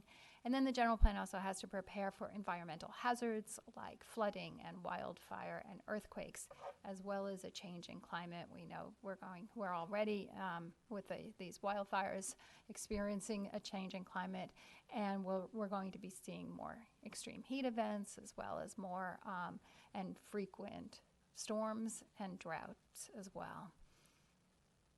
So our goals for the update, first of all, foremost, we wanted to create a plan that expresses the value and vision of the community. We set about to address potential housing, also infill and change areas. So there were a few vacant parcels or perhaps undeveloped parcels, so we looked at those in depth throughout the entire process. We wanted to update the goals, policies, and programs, and by that I mean we started with the 1992 plan, and then we worked with the Council-appointed Town Advisory Group, or the TAG, and we went through all of the policies in the existing 1992 plan and went through them methodically so that we evaluated what is working, what we wanted to keep, what we needed to revise, what we could just get rid of because it was no longer relevant or it had already been implemented. So we started with the 1992 plan and built on that. And then finally, we wanted to be sure we had a concise, easy to read and attractive document. And we were particularly wanted a plan that anybody could pick up, like a new resident would come here and pick up the plan and have a very good sense of what the town is and what the town wants to be over the next 20 years, might be able to look at the maps and identify what kind of hazards are on a piece of property somebody might be interested in purchasing, or a developer could look at the plan and easily find what they need in order to see what kind of policies are going to be guiding development on a particular piece of property. So how did we create the general plan? Well, this is a process that's been going on for, we're getting near 2 years now, I guess. So we started off with what we call phase 1, and this happened in the beginning of 2017. And there were 5 speaker presentations open to the community. And these were on a variety of topics. One was on agricultural preservation, one was on mobility and how we get around town. Another one was on achieving balance between a tourist, Yountville is a tourist destination, and preserving the quality of life for the residents.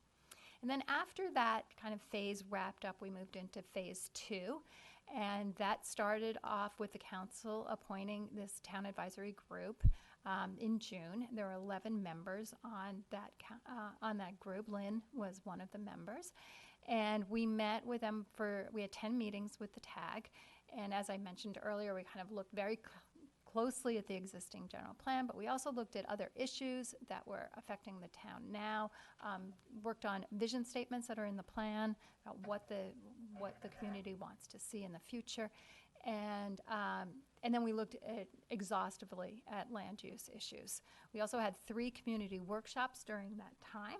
We started off kind of more general, and then we worked our way down to where we had a meeting in November, which was where we presented a lot of different land use options on particular sites within the town. We also had a presentation of the Veterans Home because we wanted to be sure that we included our veterans and got their input. We've had 3, maybe more, but I think 3 meetings with your board. since this started, we had a meeting, I think, in June or November, I think was the first one, where we came forward and we talked about land use issues. And then we met with the community and we first we wanted to vet those land use issues with you. And then we had a community workshop. We met back with the TAG, kind of refined our policies and programs about land use. And then we brought them back to you to have you give us some more input before we went and drafted the general plan that's before you.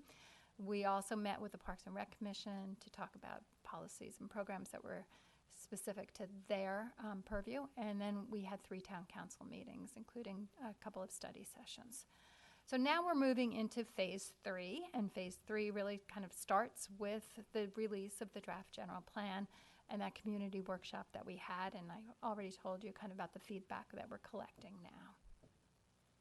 So the general plan, there's a lot of state law that kind of regulates what has to be in a general plan. There are 7 required elements, and elements you can think of, they're kind of topic areas, and sometimes they come out as chapters. So we have addressed all of these elements. We do have a chapter on land use. The housing element is something that was updated most recently in 2015. Housing elements are kind of a different animal because they have to go, they're very heavily regulated by the state. They have to go to the state Department of Housing and Community Development, and that element itself will need to be updated again in 2022 and adopted probably in like January of 2023, not too long from now. So we really didn't want to touch the housing element as much as possible, and as it turned out, we really didn't touch the housing element. So you'll have an opportunity, though, to do all of that again in just a couple of years. The circulation element was also updated in 2015, so we did make some minor changes to the circulation element. The open space and conservation elements we have combined into one chapter. There is safety, which is addressed in the safety and hazards chapter, and noise is a required chapter. And noise is really about identifying sources of noise in the community, and then identifying standards so that new development will have to meet those standards. So what we're looking at, we have contours in the maps with noise contours, so when staff is looking at development, they can see if a new development is on a parcel that might be adjacent to a noise issues, and so there has to be some kind of mitigation to deal with those noise. Our general plan also has some optional elements which we are permitted to do by state law. So there is right in the front of the plan, you see there's a chapter on history, one on community and quality of life, and another on economic sustainability. The community and quality of life was particularly important to the town advisory group. They really wanted that to be up front in the plan. And then we have the sustainability theme. So throughout the plan, you'll see this little leaf icon, which is next to any policy or program that is related to sustainability. So how does the general plan respond to the community needs and desires? And these are needs and desires that have either been identified by state law or desires that we've gotten from this entire process that we've gone through over the past 2 years. So again, this was the most important thing to the TAG, was they wanted a plan that was going to preserve quality of life. So there is a policy that prioritizes residents' needs in governmental decision-making and delivery of services. So that really means that whenever the town is looking at any kind of new development proposal, it's satisfying visitors' needs, and it's satisfying a whole host of needs, but the residents' needs have to be the most prioritized. The plan maintains good neighbor practices. So this is not just in residential neighborhoods, but primarily between the commercial and the residential areas. So it addresses parking, litter, noise, privacy issues. The plan continues to restrict short-term rentals in residential neighborhoods. It promotes arts and culture, maintains and expands parks and pathways, including expanding the Hopper Creek, finishing the Hopper Creek pathway, and it continues to provide recreational and cultural programs and events. The plan maintains community character, preserves historic buildings and resources. There's also a couple of programs in there. One is to update the town's historic resource inventory. Another one to consider adopting a new ordinance that's going to provide a review process and standards for whenever someone wants to do modifications to an historic resource. The plan requires new development to be of a scale, intensity, and design that integrates with the immediate neighborhood and the town as a whole. It requires new development to contribute to walkability and an active streetscape. I know you talked about this tonight, so you know a lot about that, but that's particularly true on Washington Street. And it encourages a mix of uses on Washington Street and continues the policy to require residential scale buildings on the east side of the street. The plan also requires new development to integrate with the natural beauty, with the natural environment, to include landscape buffers. It protects existing and adds some new view corridors. It maintains the rural street design and historic character of Old Town. That means like maintaining streets that don't have curbs and gutters. And it also preserves agricultural land, both the agricultural land within the town limits that's currently zoned for agricultural use, as well as land outside of the town limits that's within the county agricultural preserve zone. The plan ensures economic sustainability by supporting development of responsible visitor-serving businesses. It also encourages visitors and employees to use sustainable modes of travel and to reduce their vehicle trips, so it's using bicycles and walking as much as possible throughout town, using electric vehicles. And it encourages workforce housing to support local businesses. We already know that there's lots of businesses out in and outside of Yountville that are having a really tough time attracting employees in this current very difficult time of finding affordable housing. So the plan is responding to regional and state issues. One of the ways it does that, it maintains all of the housing element sites. We didn't want to fool around with those sites, but what we did, we have a section on that kind of introduces the housing element, and we put some more emphasis, because we were hearing this from the community, that they really wanted to encourage additional workforce and affordable housing at the Veterans Home property. So we added put a lot more emphasis on that, at least in that introduction. The plan has policies to work with Veterans Home on to improve the circulation. We've heard that there's a lot of the veterans in particular would like to have that path that goes to the Veterans Home improved so that they can get in and out of town easily. Also to maintain shared use agreements, policies to work with MBTA to improve transit, and also the bicycle pedestrian network. And then, of course, we're requiring all new development to conform to a whole host of state and federal regulations. So this is conforming to the building code requirements, to air quality requirements, stormwater, special status species, those are threatened and endangered species, et cetera. And then finally, the plan is preparing for an environmental hazards and a changing climate. As you go through the plan, you'll see there's a bunch of maps, and a lot of those maps are identifying where there are hazards, like flooding hazards or wildfire risks.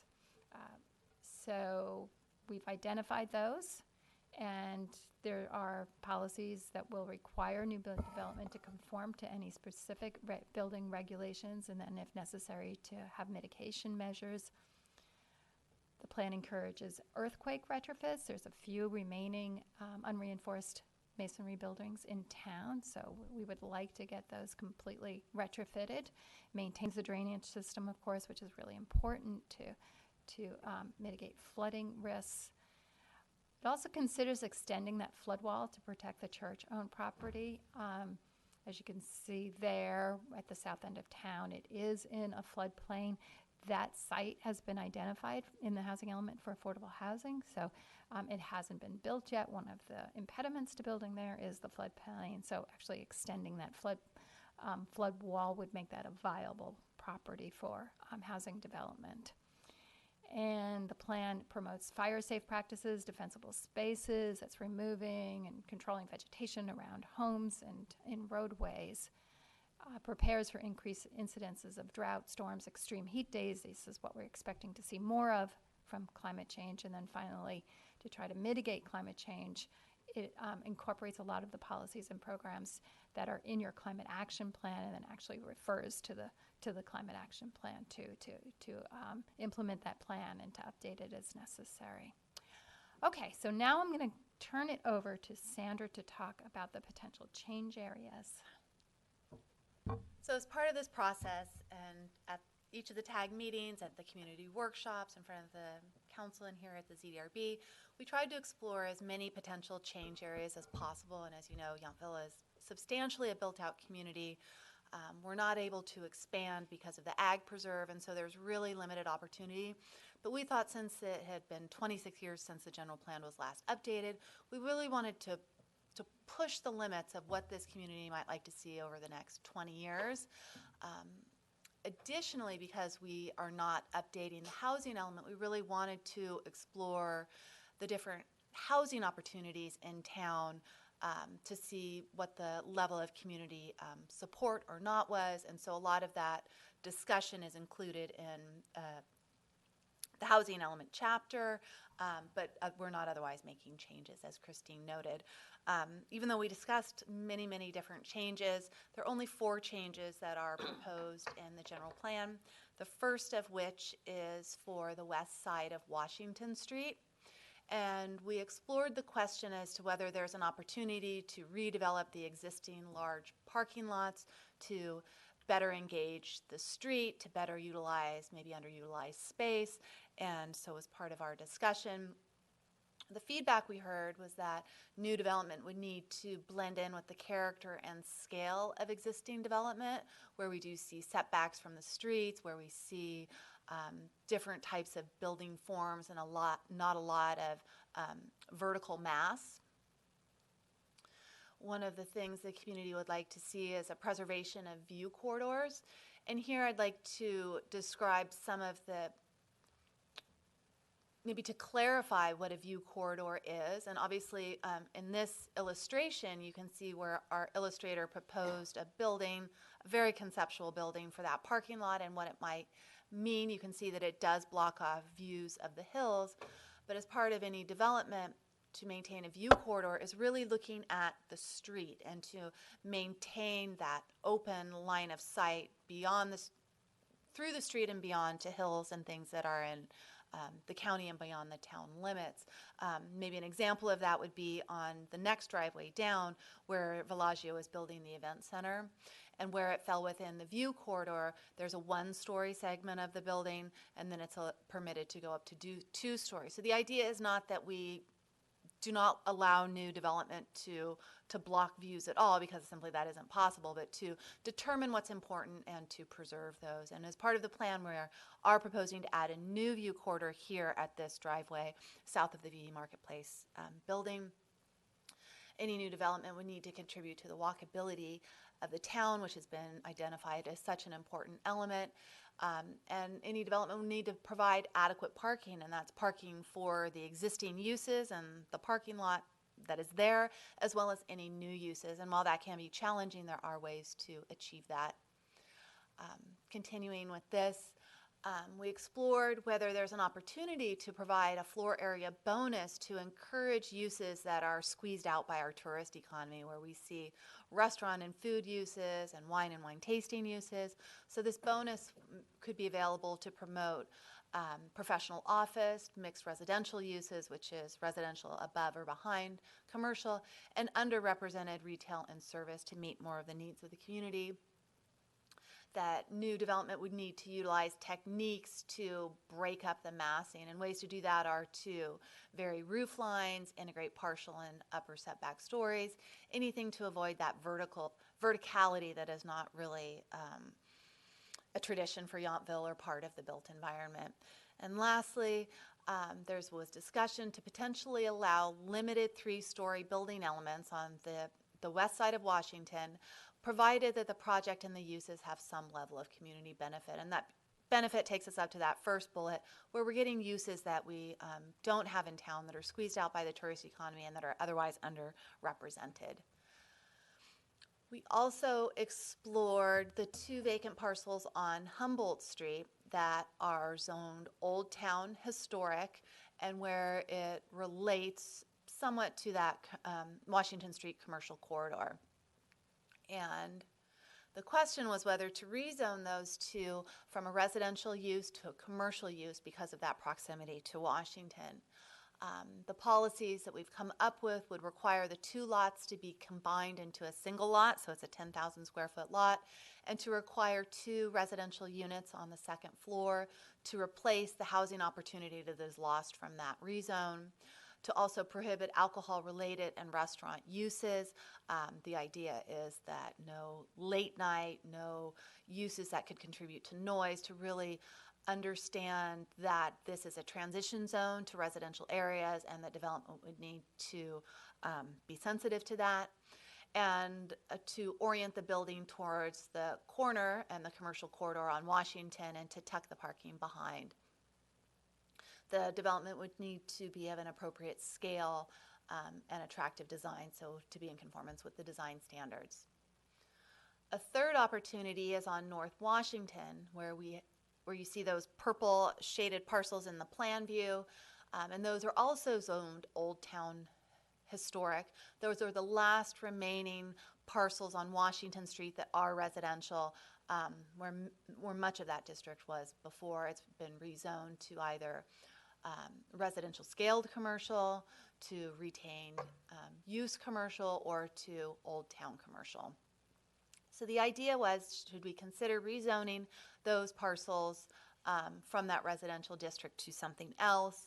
We thought of it in terms of allowing a live-work opportunity where you live on to the rear or above a commercial use, where it might be appropriate for offices such as an attorney's office, a CPA office, potentially even service uses like a hairstylist or a small spa, and to allow non-alcohol related uses in addition to the existing residential uses. And again, we're looking at a transition zone to minimize use impacts to the residential neighborhood. And the feedback we received was to allow mixed uses within the existing structures as well as in redeveloped buildings that reflect Old Town character. Before I move on, let me just head back. We're the first two policies before you for the west side of Washington and Humboldt. Those proposals are to make those changes to the zoning ordinance now. With North Washington and the next one, it's to consider those in the future, and that's because we didn't receive a unanimous level of community feedback. So these are ideas that need further exploration before there would be changes to the zoning ordinance or the design ordinance. But we received enough positive feedback that this is still on the table for discussion. Moving on to the last potential change area is the Vista condominiums. And we explored whether to allow the existing condominiums to add a second floor.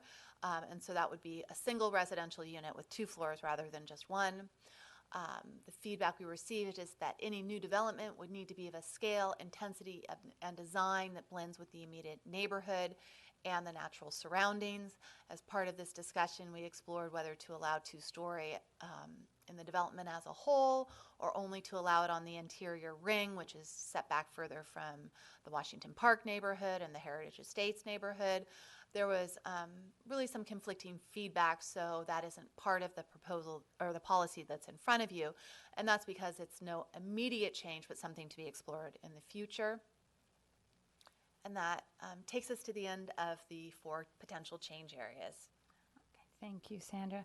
So as I mentioned, we had this open house in October. And so what we did for the open house, we had I was just asking Curtis here, about 80 people, I think, came to the open house.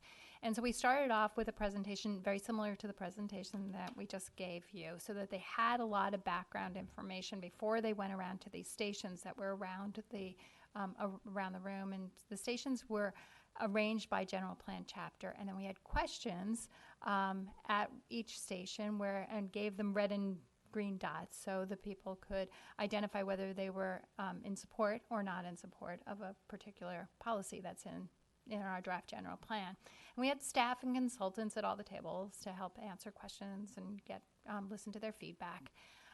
The general plan was also, we provided a copy of there were copies of the general plan there so they could look through it. We also gave them little flash drives which we went through many of them, so everybody could take one home and read it in depth at their leisure. The draft general plan is also online, and then after the workshop at the open house, we also put these questions online so we could collect some additional information. Now, when it went online, we did ask people, we said, if you've already participated at the open house, don't take this again because you're going to skew our results. So hopefully people honored that request. So I wanted to kind of go over the questions that we asked and the responses that we've had. And this is just on the land use ones, because we thought, well, you probably want to talk specifically about the land use policies, and there were 6 of them. Now, there were only 6, and there's a lot more than 6 in the plan, of course, but we wanted to kind of highlight the ones that we thought there might be some divergence of opinions on that. So the first one is on maximum building height. And I want to spend a little bit of time on this because this is actually the only one of the 6 where we had more in opposition than in support. The dark color at the bottom was the feedback that we got at the open house. And then the lighter shade on the top of those bars is the feedback that we've gotten from the online survey. So we're asking the same question, but the online survey, we also put in these neutral. So that's why the neutral is just coming from the online survey. So the maximum building height, the question was, or the policy that we put out there, was to permit 3-story buildings only to the west of Washington Street between California Drive and Humboldt Street on the condition that the project and its uses will provide a community benefit, such as affordable housing, non-food or non-wine retail, standalone office or services. And then we had the map there so they could see exactly the area that we were talking about. Now, the one thing that we didn't, that's not there, but it is in the policy, is that the policy in the plan says all buildings shall adhere to the requirements for massing in policy LU 2.4. LU 2.4 is talking about everything that Sandra was just talking about, what we want to see, how the project is going to look. So we're talking about modulating the building mass, partial upper stories, creating setbacks for the upper stories as well, a variety of roof forms, as well as preserving those view corridors. So that's all kind of implicit in this. If you came to the open house and went through and listened to the presentation, you would understand that. If you're taking this online, even though we asked the people who were taking it online to watch the presentation first and to read the general plan, they may not have. So I just wanted to give that kind of context so that you could really evaluate these responses.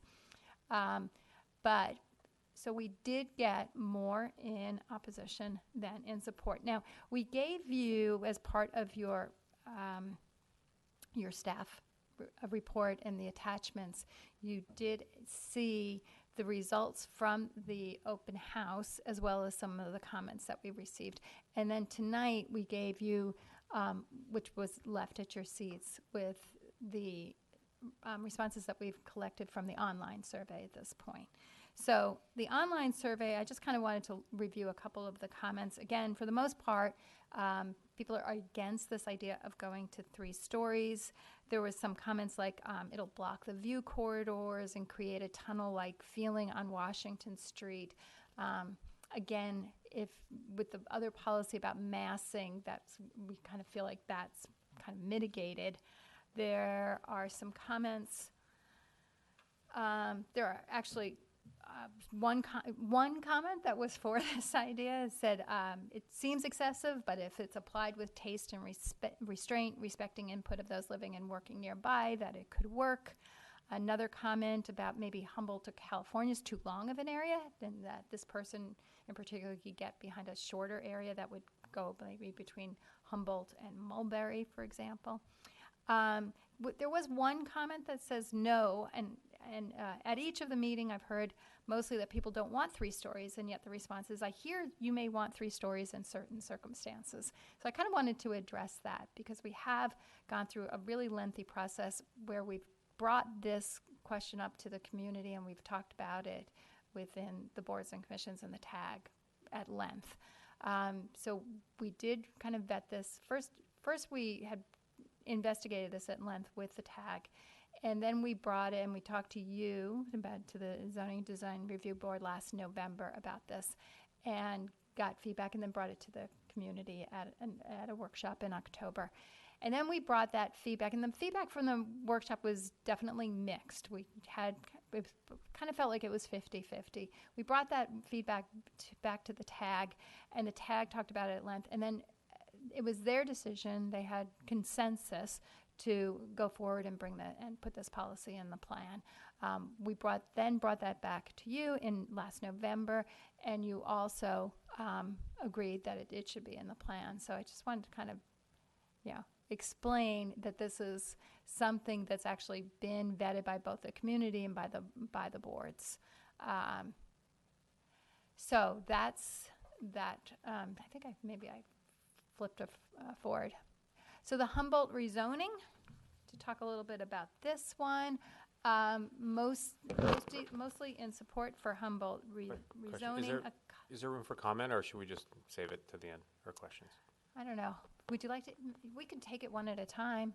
Whatever you think. It's up to you. I didn't know how much. We can do it however you guys would like to do it. We're going to get through the presentation and we have a chance to talk about everything. I can hold it. I'll wait. Easier to. Yeah, no problem. I'll wait. Okay. All right. So Humboldt rezoning, and again, for the rest of these, we have more in favor than not in favor. So most of the residents and the respondents were in favor of this policy. A couple of comments about how realistically, even though, we're talking about we want residential serving commercial, like a, people are saying like a pharmacy or a bookstore. A couple of comments about how realistic is it that those kinds of uses are actually going to be able to survive. The North Washington rezoning, for the most part, support. A couple of comments about, a lot of the comments really were around, well, it really should be about the, up to the residents in that affected area. As Sandra said, this is one of those policies where it's to consider rezoning at a future date. So yes, there would be more input coming from the residents at that time when the town was actually considering moving forward with this. Kind of the same thing with Vista condominiums. There was some concerns about view corridors, protecting the privacy rights of the adjacent residents in adjacent neighborhoods, also protecting existing large oak trees. All of those concerns would be addressed at a future date when the town took this particular consideration of amending the plan up. And for agricultural uses, pretty much overwhelming support for agricultural uses, both in preserving the agricultural land in town and outside of town. We did have a couple of comments about, where people wanted to rezone that south parcel, which is now in agricultural use, and that's a housing element site, to agriculture. And also, actually one comment that says we don't have any land in the town limits zoned. Why do we have land in the town limits zoned for agriculture when we need land to help solve the regional housing challenge that was actually in opposition? And then finally, the lighting and design guidelines was also supported by most people. There was one person here that said they don't think it's necessary for such a small town, but for the most part, a lot of support for that one. So just to kind of wrap up the presentation here, this is our general plan update timeline. So we've already been through the open house. This online survey is, do we know how much longer that survey is going to be on? It's up through tomorrow. Through tomorrow, okay.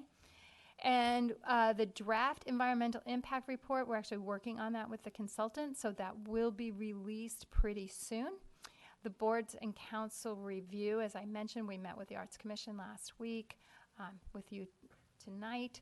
We'll be meeting with Parks and Rec on Thursday, and then bringing all of this back to the council on December 4th. And then we'll take all of that feedback that we get, make some final revisions to the plan, and then bring it back with the final environmental impact report. So you'll be seeing the plan again, probably in around February. And at that point, you'll be, kind of giving us your final edits and then making a recommendation for adoption to the council. And then the council would hopefully be adopting the plan and certifying the environmental impact report in March. And that is the end of the presentation. So, happy to answer questions now. So you would like us just to discuss those 6, can you put those back up again, the land use questions? Well, And what it's do you not want? just those 6. I just wanted to, we had the feedback specifically on those. And so if you wanted to talk about those, but anything, really, anything specifically maybe in the land use element, but you can give us feedback on anything in the plan. So, Okay. which is a lot. But, we wanted to kind of focus the conversation around On these. around these 6 at least. Okay. But whatever else you want to talk Well, about. Michael, you're chomping at the bit, so you can go first. Where do I begin? No, it was, it was just a couple minor things. More observations. The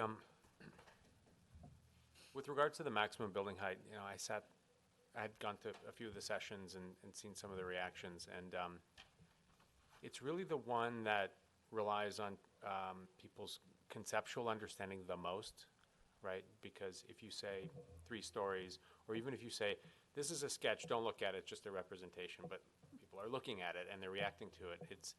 It struck me as the toughest one for people to swallow because as many words as collectively are put against it, there's still, you can't avoid being somewhat vague. Like it's intentional, it's directional, and it feels all-encompassing. So this one feels like the one that is probably the biggest sticking point, and really the question is, and what I'm thinking too, what I really liked about the plan, so parking that for a second, what I loved about the plan was that there was a real narrative to it. It wasn't just here are the guidelines, absorb it. There was a lot of intent behind it, and when it was necessary, there was a page saying, look, this is really the spirit of what we're trying to do. So it had to do with whether it was preserving agricultural land or in particular exploring the Veterans Home as a housing site. So the question is it going to require some extra illustrative language around the 3-story for people to be like, okay, I get where it's coming from. You guys have gone a little deeper than just say, trust us, it'll be done right. And it could, for example, architecturally, what makes Yountville so special from my standpoint is that it had sort of this individual organic growth. It wasn't like a large, blocks of sites were developed at once. In fact, the one example that is the case is where is towards the south end of town, where the visitor center is. That's sort of a block of development. You could tell it's probably built in the 80s. And to me, that sort of it stands out to me as sort of not what Yountville is, because it was like, oh, let's build it up to the streetscape, put all these storefronts, and it's always stuck out to me as something that, that's what towns did. And thankfully, the rest of the town didn't do that. So I think when people hear, oh, go up to 3 stories, they immediately go to okay, there's going to be some development that's 3 stories high. So, so I think as much as there could be language that is evocative of what could be the case, the hope is that there will be a few people who are negative who would see that and say, okay, you've addressed that, and they would move more towards the support. So that's just my thought on that topic. Did you have comments on any of the other of those land use type ones? Anything else you wanted to share? No, okay. I might later, but that was the one that jumped to mind, mainly because everything else felt like it was neutral to positive. This was the one that I just felt like it requires attention. If we're going to take the input seriously from the community, more needs to be done. It's not but it's more about, I saw it as exploratory and digging deeper, as opposed to saying, oh, well, it's not wanted, so we're going to have to come up with something else. It just felt like there's a lot of room still to work there. Okay. Yeah, when it has been brought to the ZDRB, I have supported the 3 stories because I think it's possible it can be done in the right way, but there's so much community pushback against it. How can we ignore that? It's on the most recent poll. I think it's even the higher percentage. I'm looking at the polls that you sent us from November that had 3rd floor office, 3rd floor residential. I support 2 floors, but not 3 floors, and all of those are under 50%. And then, so I'm not sure I can support that anymore, just listening to the community. And this question here that was on this poll, and what's up there now, says from California to Humboldt. And I went back and looked at the Envision presentations from 11/17, and then as recent as April 18. And they both referred to a downtown core or a downtown study area where the 3rd floor was only between Mulberry and Humboldt. This is the first time I've seen it expanded all the way to California. So I think that even goes more against what the community is saying. It had always been just for that block from Mulberry to Humboldt. Okay.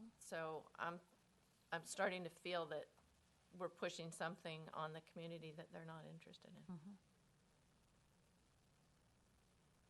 Anybody else on that topic? Having been on the TAG committee, and we beat this around so much, Bet. a lot. It was one of the harder things to address, and I agree with you. In every single movement forwards, there seems to be more pushback from the community on it. It seems to be growing in opposition rather than acceptance, and I don't think that's something we can ignore. There's also 2 photos one was a drawing and one was a photo that are in the general plan that are examples of the 3rd story that I think are really poor choices. Well, the map on page 56 shows the area going all to California. So I don't think the way that's has been presented to the public up until this point was to Mulberry, not to California. So I think that's not right to include that. But when you go to, where was the first one? Page 60, there's a drawing that shows a 3-story building. And if you're going to try and promote a creative use of massing, I don't think that does it. I think that's everything people don't want. And again on, what was the other one? There's a photo, bad choice of photo, 77.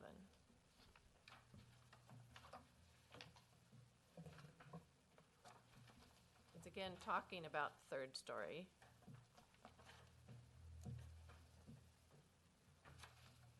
And there's this wall of a 3rd story building on both sides. So that's, you're saying this is what we can do, and that's not at all what we want to do if we do 3 stories. But I'm leaning against 3 stories. Okay. Based on the public. I think that's all I had on 3 stories. Anybody want to talk about any of the other ones? Humboldt? And even just to follow up on that, I think you very concretely highlighted the concern that I had as well, which was there's the intent and the philosophy, and then how it's represented. Yeah. And so I remember having seen these drawings, and they do illustrate some of the reactions that people have. Are based almost purely on the drawings. Yeah. Well, and also it makes me think of, like, have we quantified a story as well? I mean, how many feet is a story, right? If you look at the building on 77, they kind of look like 10 to 12 foot or even higher, and it's a peaked roof. So there's probably an opportunity for some actual, height-based measurements as well that make it also feel more tangible. So, but I don't disagree with Kim in that it's a harder case to be made given the consistent opposition. But I know a lot of thought and discussion went into it, so I question whether there was room to be more concrete in a positive way that would sway a certain percentage of people to say, oh, okay, you've assuaged my concerns. But if you ask it as a blanket question, people say no. And so it was just in the interest of not having it sort of hit a wall that because we hadn't explored everything else. And because I think there may be a way to do it, but that's the benefit of the doubt as opposed to letting myself go to one potential conclusion that is more personal to me. But I also support the idea that if the community is what it is. So. Did you have a comment, Steve? I do.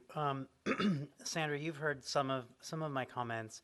I was struck by the fact that some of these illustrations were done clearly by someone who's done a lot of infill work in more urban settings. But one of the things that I've also been kind of fixated on is if we're talking about the unbuilt environment, and the unbuilt environment is going to 3 floors, I think we should also be looking at single-story buildings on perhaps the east side or adjacent to some of these west side parcels, and talk about if there's a single-story building on the east side or west side of Washington Street that is going to be dwarfed by a 3-story building that goes in across the street, why can't we also look at some of those parcels and incentivize redevelopment of the example that I always come back to is Ranch 2 Market. Because Ranch 2 Market is a large part of it is no stories, it's parking. And there's a significant square footage dedicated to a single story building and then nothing above it. And that strikes me as being a missed opportunity, and to miss that opportunity and then go straight for an empty parking lot across the street that goes up 3 stories feels really imbalanced to me. I think the example that I go to in my mind is Feletti Foods in the city, which was a recent redevelopment that incorporated housing above parking, has a single-story complex of stores on the main floor that are approachable off the parking, and then has apartments on the second floor. It's a really brilliant use of space, and it does all the things that we're talking about wanting to do with modulating roof heights and all of that. But it strikes me that 25 years from now, when the west side of Washington has been built to 3 stories, we're all going to say, wow, all these little teeny buildings on the east side of Washington need to grow. And why not look at it holistically? I had proposed that some of that might be included in the draft EIR, because I felt like it would be good to examine everything in Gestalt and then come back with findings that we could review in a more holistic way. But I agree that that it's partly the way that the story is told, and also partly that we're examining other adjacent properties and other opportunities for height that may not be 3 stories, but single stories that could be more efficiently developed. And there should be some way to incentivize that to people who have already developed these sites, I'm thinking. Okay. Interesting thought. I like that. I can share a little feedback on why we didn't include the parcels on the east side of the street. And that's because we do see some underdeveloped parcels. Ranch Market is one, West America Bank is another. All of those properties have a lot of future potential based on the zoning and design ordinance as it's written, and they don't reach their maximum at FAR. They have an opportunity to go 2 stories. So we didn't need to introduce new policies into Okay. the general plan. What we're really looking at is opportunities that aren't addressed, and that's why we're looking at the east side. I hear loud and clear, though, a concern that we don't want to have 1- and 2-story buildings on one side and a vertical 3-story building at back of sidewalk. But what we heard and what's included in the narrative, and Mike has spoken to this, is that the narrative helps explain that buildings need to be set back, that we do see a 1 or potentially 2-story element at the street, but to address massing in that way. So I didn't want you to think we neglected that entirely Well, and that it's I don't. overlooked, but I that's mean- part of what's part of the consideration in looking at opportunities. Okay. The- One of, But good comments, thank you. The other thing I would mention is that the environmental impact report is going to address if there's a development potential on any parcel, it's going to be included in their build-out projections. So additional development on that Ranch 2 parcel, for example, would be included in the EIR. oh, good. Not called out specifically, but as part of the total development potential. Yeah. The other thing that I think warrants additional explanation to people who are adverse to this idea is the idea that all of this would come before this board and it would come before city council before these 3-story buildings get approved, regardless of who's developing them. And there's I think a quick rush to a lot of people that I've spoken to that, this is just going to happen. It's inevitable. And, that these things are already, they're already drawn up, which, you can't build a building off of a rendering. But one of the other things that I think is perhaps important to do is maybe to look at the 2 sites that are on the west side of Washington as being different. One of them inherently has a setback because there's the train car and a parking lot and all of that between where that would be built and Washington Street. The other one is right up against Washington Street. And the rendering that was produced shows a 3-story building that the way that it's drawn, there's no way that that building could ever fit on that site.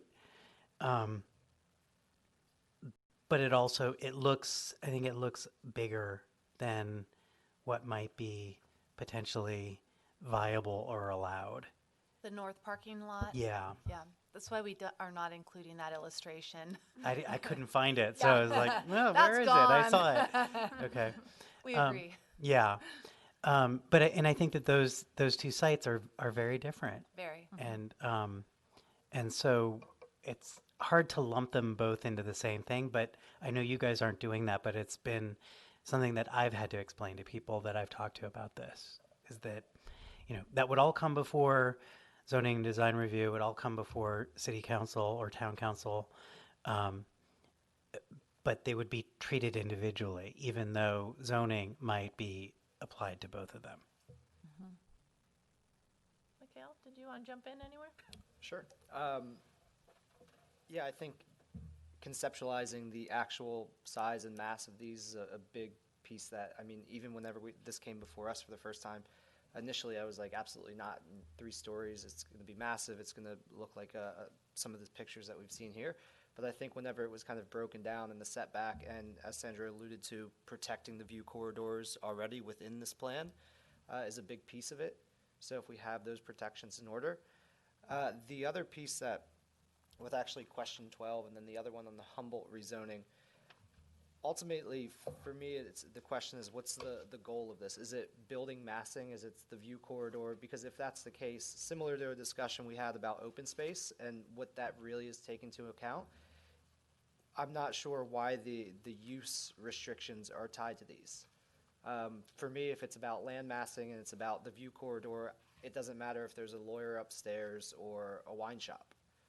it's still blocking the view of the mountains. So in some regard, I mean, I look at the Humboldt lot and I think, who's actually going to be able to go there, build an office space, and then also provide affordable housing for people, and it limits what's actually done. So if the goal of the Humboldt lot is to develop it and get rid of this vacant lot, then I'm not sure if someone with a private practice is going to be able to go in there and build something that meets all of these standards that we're looking for.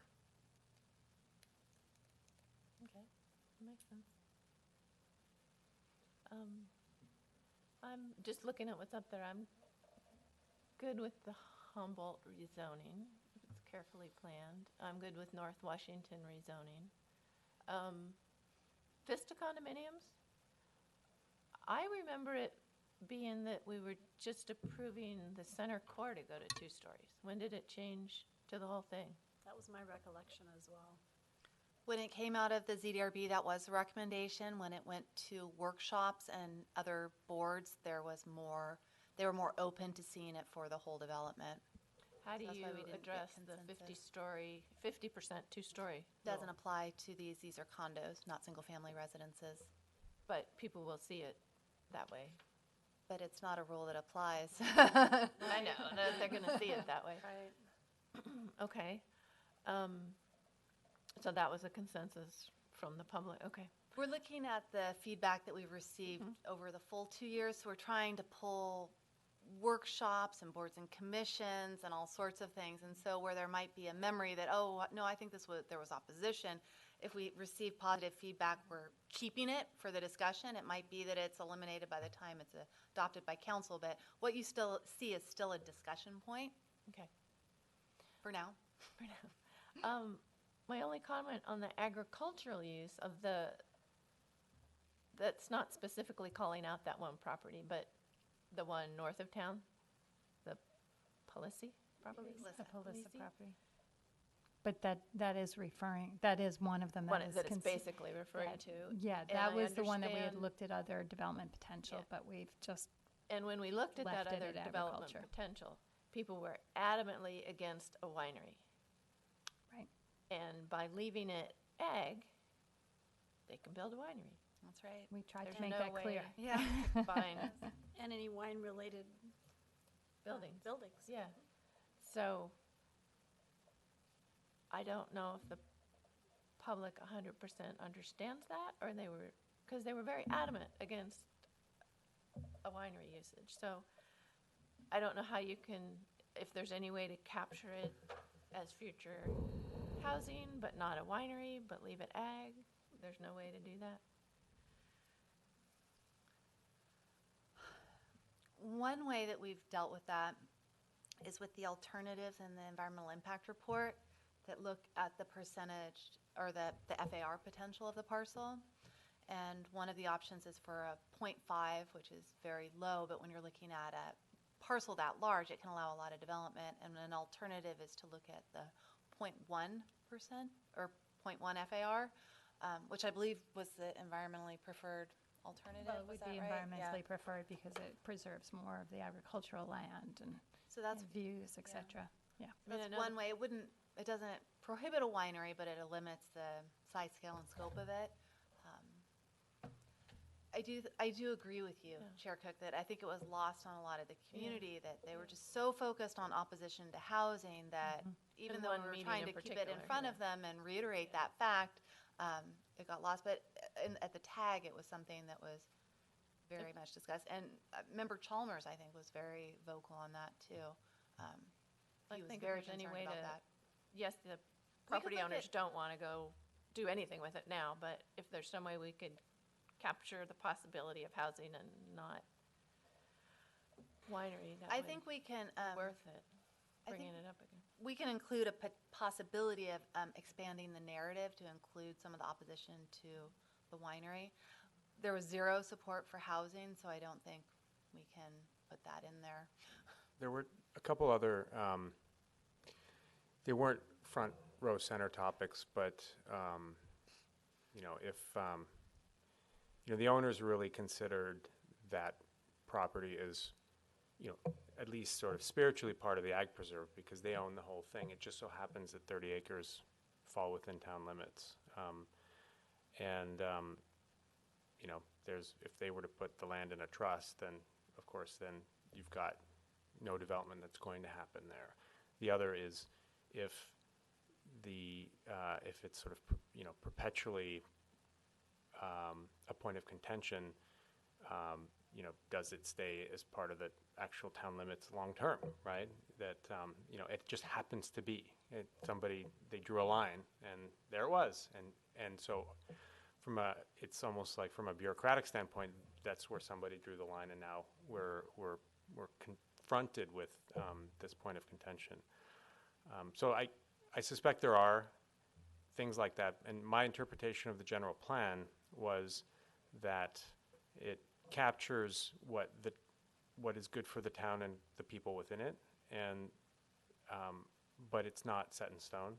That there is a housing element that gets revisited more frequently, so that this was the best strategy that represented what people wanted, but given that conditions change,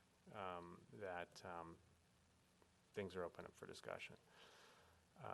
And the other impression I got just having sat into it is that if you really ask people, and again, this is my total subjective,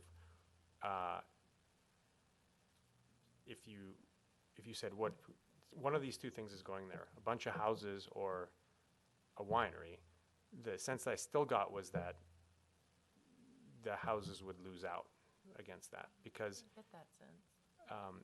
because in all the sessions, the first slides was wine. Like literally every presentation I saw was, here's what a winery would look like. Like it was there every single time. And of course, people didn't like it, but when they saw the potential housing, they liked it less. And that was, again, it's one person's, and it was obviously a topic I paid a close attention to.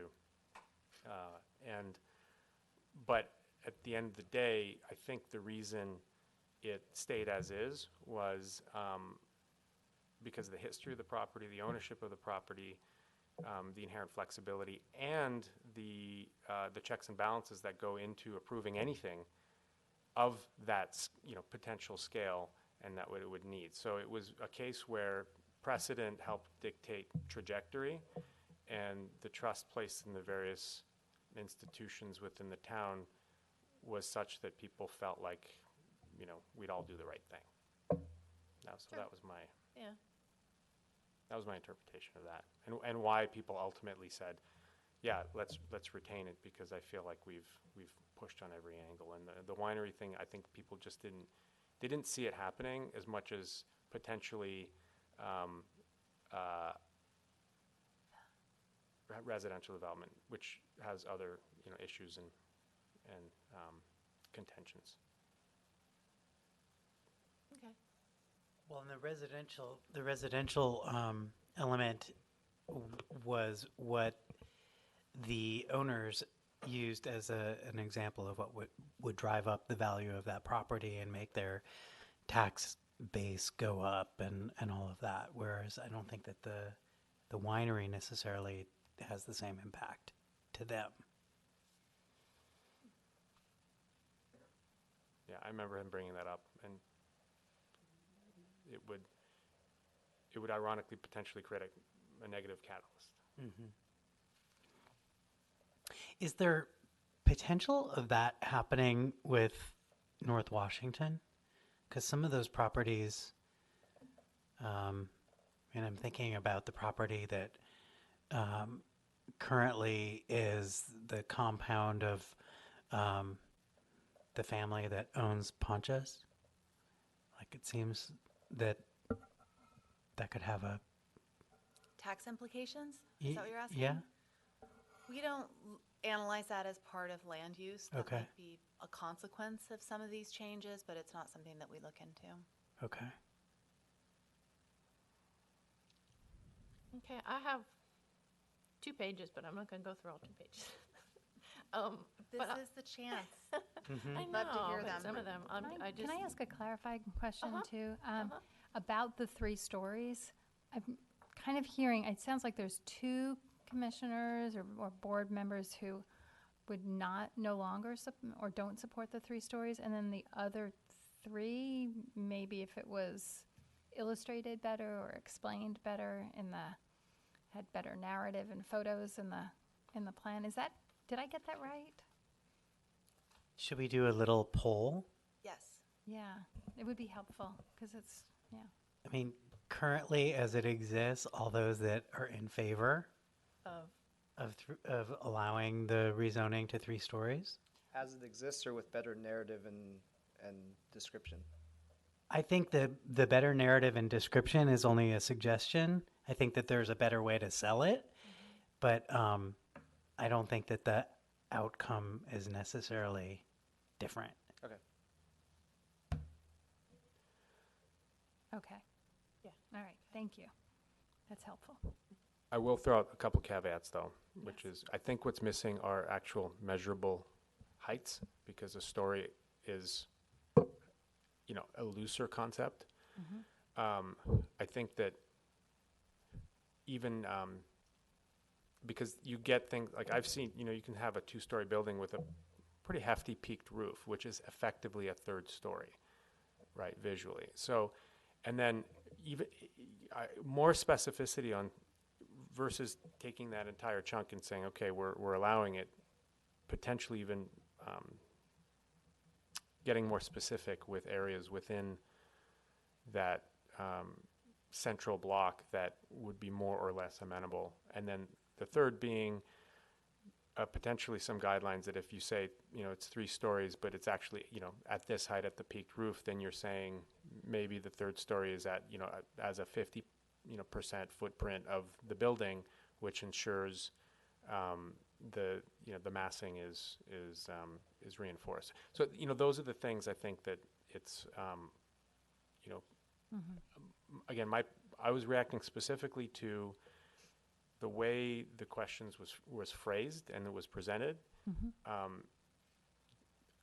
People will err on the side of no because there's a lot of interpretation, and the theory is more specificity could take a swath of people and say, okay, well, now that you've gotten more specific, I'm okay with it, right? So that was my argument in terms of why being more specific in this case is a good thing. And so I was supportive of it because I felt like there still may be room for that. But again, if it happens and the work goes in and people are like, look, you're not getting it, it's you came up with more, I appreciate the effort, but my position hasn't changed, then we're really, I feel like, hitting a wall. I don't know if we've hit that wall yet. That's why I But are there going to be any more public surveys or comments as this moves along? Just at the notice public hearing. Just at the meeting? Yeah, So so- there won't be a chance to right. revisit? Or is there room to add language, I guess, or is it it is what it is, in which case, we're debating for no reason. Would it be, would the current guidelines for building be applicable to these sites? We're saying that it's 3 stories, but it's 3 stories comparable to what constitutes a 2-story building currently. So what you can build on the first floor would be comparable to what is already existing on first floors. So if it's, a 10-foot limit on first story commercial buildings, that would apply. Second stories can go to, 8.5 or 9 feet or something like that. That there seems like there are already rules in place that are going to be guidelines for some of that Not yet. design development. No, because we don't address anything over 2 stories. So 2-story is clear as to plate height and overall height and massing issues. That has to be explored as part of this update. I know some of the things we talked about were to allow a 3-story, but to ensure that the peak was lower than the V Marketplace peak. And I think that's included in the narrative. Maybe we just need to highlight what some of those limits or constraints are to help better define it. And I agree, some of these photos and illustrations might be more fear-inducing than to support this. So I think we can clean this up, and this is really useful. And can we feedback. use like the peak of the roof of V Marketplace instead of the cupola? Oh yeah, that's what I was Okay. getting at. Yes. Because I've heard it referred to as the cupola, and then that's like so much higher. Yeah. Okay. And not a massing thing. And also, I know that this is the job of the architects or designers that are developing plans for these buildings eventually and coming before the various committees. But what happens to the parking? Are we thinking that it is partially underground, or that there's a parking structure with a ramp behind these buildings? I mean, I don't understand how you can get rid of a parking lot, put a three-story building on it, which increases the number of parking spaces necessary to support that building without going down. And I think that that's another vague area of concern. And also, I think something that a lot of residents of Yountville have expressed as a big concern for them, because parking is a hot button issue. So I'm not sure. We can say that we would rezone these and that you'd have to accommodate parking, but where do you do it? And how do you define that?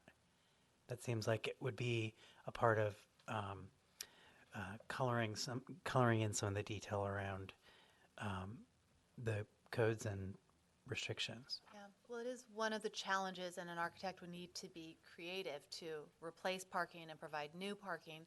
But there are other policies in the land use chapter that address more flexibility in how that's done, potentially allowing a parking structure. So a solution could be to allow a parking structure on the interior with buildings lining it, provided that it meets the rules on massing and the character of Yountville. The policies allow flexibility and show an open-mindedness to solutions that we haven't previously seen, provided that there's this real tangible link to the Yountville aesthetic and what this community is about. So And we don't want to get, general plans they're just general. General. Right? So we're setting some policies, and then all of those kind of details, like exactly how many feet is a story, is something that gets hammered out in the design ordinance or in the ordinance that would implement this. This is why for that policy of LU 2.5, there's a program that says amend the design standards ordinance to allow three-story buildings. And that's when all of that work gets done in making it very specific what's allowed. On page 81, there's LU 6.7, park and efficiency, allowing greater use of measures that maximize the amount of on-site parking and listing valet, tandem parking structures, things like that. So that sort of addresses that. Can we specifically exclude outdoor mechanical lifts in that part? you could. It came up and people went nuts. I don't think anybody ever wants to see that in Yountville. It's included because there might be an appropriate location along the highway where there is vegetation and it can't be seen and it can be tucked back there. Couldn't they then ask for an exception? Well, it has to be approved, Yeah. so. Well, if you're going And to it wouldn't be approved. specifically exclude it in the general plan, you couldn't make an exception to it Yeah. unless you were going to amend the general plan. Okay. That was just such vehement, like, oh, God, no. People have thought of that? Okay. Okay, so that kind of goes to the next one, which was talking about excluding AstroTurf as part of hardscape. Page 83. I'm not going to do all two of my pages, don't worry. There's a very specific, I'm sorry, what page? 83. Okay. There's a very specific comment about, talking about agricultural uses, that future property owners shall be required to sign a statement acknowledging that they are aware of adjacent agricultural operations and such. So that's a very specific thing that's been written in here. Again, to try and build in something specific, the town has always limited short-term rentals to 30 days, and there's extreme support for that. Can we write that in, that future property owners shall be required to sign a statement that acknowledges that they understand that short-term rentals are limited to 30 days? Well, so that requirement was something that the environmental consultant put in to address it. So that's why it's that is so specific. It's nothing that we would normally have done. But if it can be that specific, would people support putting that? Well, and the thing is that there are different time periods for rentals. New ADUs that are approved have a minimum rental period of 90 days. So when we're that specific in the general plan, we risk our zoning ordinance not being consistent with it, and it doesn't allow really for change over time. So it is a better policy to be more general and to identify that the community has a strong position on short-term rentals, and we don't want them as part of our community. Okay, so that maybe that's something we could look at outside of the general plan, though, that people Yes. would have to sign something, because people say they buy a house and they didn't know that they couldn't rent it out. Why not have them sign something? So that's outside of the general Yeah, plan. yeah. Okay, I think, I mean, the logic of that makes sense, though. I think there's one of the observations of a lot of the debate will hit a barrier which says, well, that's actually, the general plan only does this much. You know, there are other ways to do it. So I think there is that sort of almost an addendum or list of, we'll say, hot topics that continue to surface through the discourse that exceed the limits of the general plan, but should be addressed in some other way. So it ends up feeling holistic. I don't know what those processes are, but I think you raise a good point, which is say, you use an example which was predominantly probably legal, but as a catalyst for saying, well, how do we make it happen, and how do we think holistically about it, as opposed to, you know, narrowing the scope of change we can make to one particular type of document. So I think it's a really good way of thinking. okay, thanks. Two more, page 114, bicycle and pedestrian facilities. There's a note, there's a sentence that says separate path which runs through Hopper Creek is not considered a class 1 path since it is too narrow to accommodate bicycles and pedestrians. And then in the map on the next page, it shows it as a class 1 path. Oh, Oh. thank you.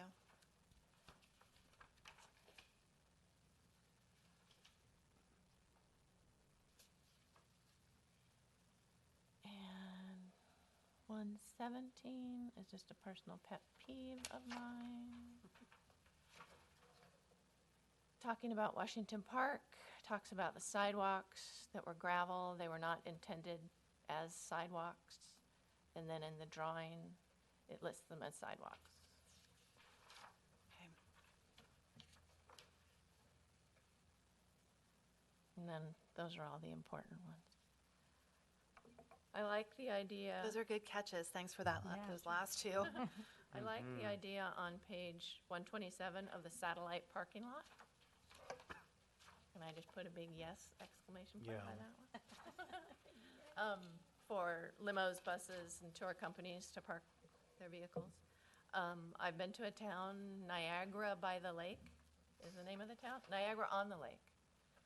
And when you enter, it's a cute, charming little town like ours, very quaint, walking town.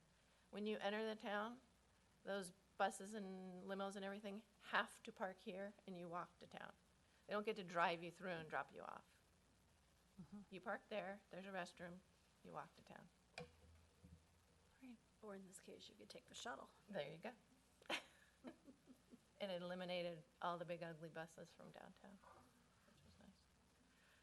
Okay, that's the extent of the ones I'll put out. Thank you. Sure, it was interesting reading it all. It's very well done, and I really enjoy how readable it is. The way it's presented is very readable. It's not dry. It's written in conversational English.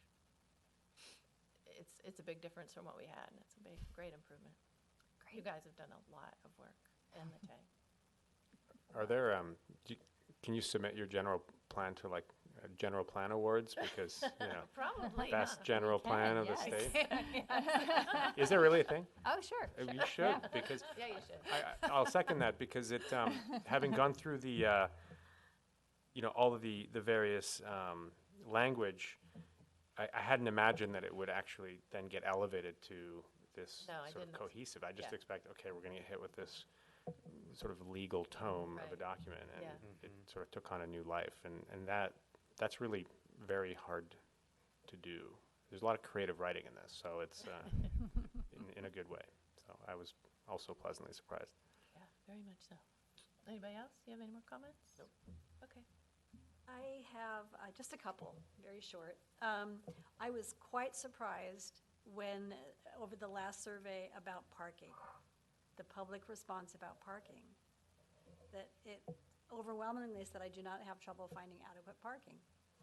It's Q14, Well, as, which I remember at the very beginning of the process, parking was huge, and the lack of it. So it's interesting to me that the town, or the people that were here and the consensus, came to that conclusion, that we have adequate parking. as Councilman Durham always says, we don't have a parking problem, we have an employee parking problem. That is true. I think he's right. Yeah. And then one other question I had on the Vista condominiums, you say that there's 35. You must be just clarifying the building, the individual buildings then? I am not sure. Because there's 70 individual, not individual, but 70 condos. There's 70 condos. So we're probably Okay. talking about 35 Yeah, so they're not, most of them are fourplexes, and I think there's a couple of sixplexes. So, We'll yeah, have to so look the into that and numbers clarify. didn't Right. quite jive. What page, in do that. you know, do you happen to know which page that's on? Yeah, it's on 64. Okay. We'll double check. Yeah, we'll have to look into that. Yeah, you might want to look into that, just because that kind of would be. Let's get it swaying right. things a lot. Yeah, if you're gonna be that specific, it better be right. Yeah. I think gotta get it one-story right. buildings comprising 35 townhomes, so it's probably more townhomes than 30. 70. Yeah. 35. There's, I lived there, there's 70. I was on 70, the board. okay. Yeah. But do you think there's 15, are you questioning the I can 15 count the buildings? We buildings, can yeah. count the buildings. Yeah, the buildings, I don't think there's that many buildings, but I don't know. And I did remember, I guess maybe that changed over time, but we were talking about just doing the interior as far as two-story, allowing two stories. That changed over a period of time then. It did, yes. When we were discussing it, we were talking about making those changes now based on that feedback and limiting it to the inner ring. We had such varying feedback, and there was no level of consensus that we don't feel comfortable moving forward now, but it's interesting enough to keep it as a policy and further explore it in the future and see where it goes. Who knows what will happen with that one? Yeah. Yeah. I know there's been roof truss issues out there for Yes. a long time that continue to plague everybody. Well, thank you for all your Good. comments. Thank you. thank you very I'm much. so pleased with how this Yes, turned out. very much. Okay. All right. Nothing else? Not even staff comments or anything on here? Okay. Then I will move to adjourn, unless anybody has any more comments. I'll second. All in favor? All in favor? Aye. Hi. Dinner time. Thank you very much. Thank you.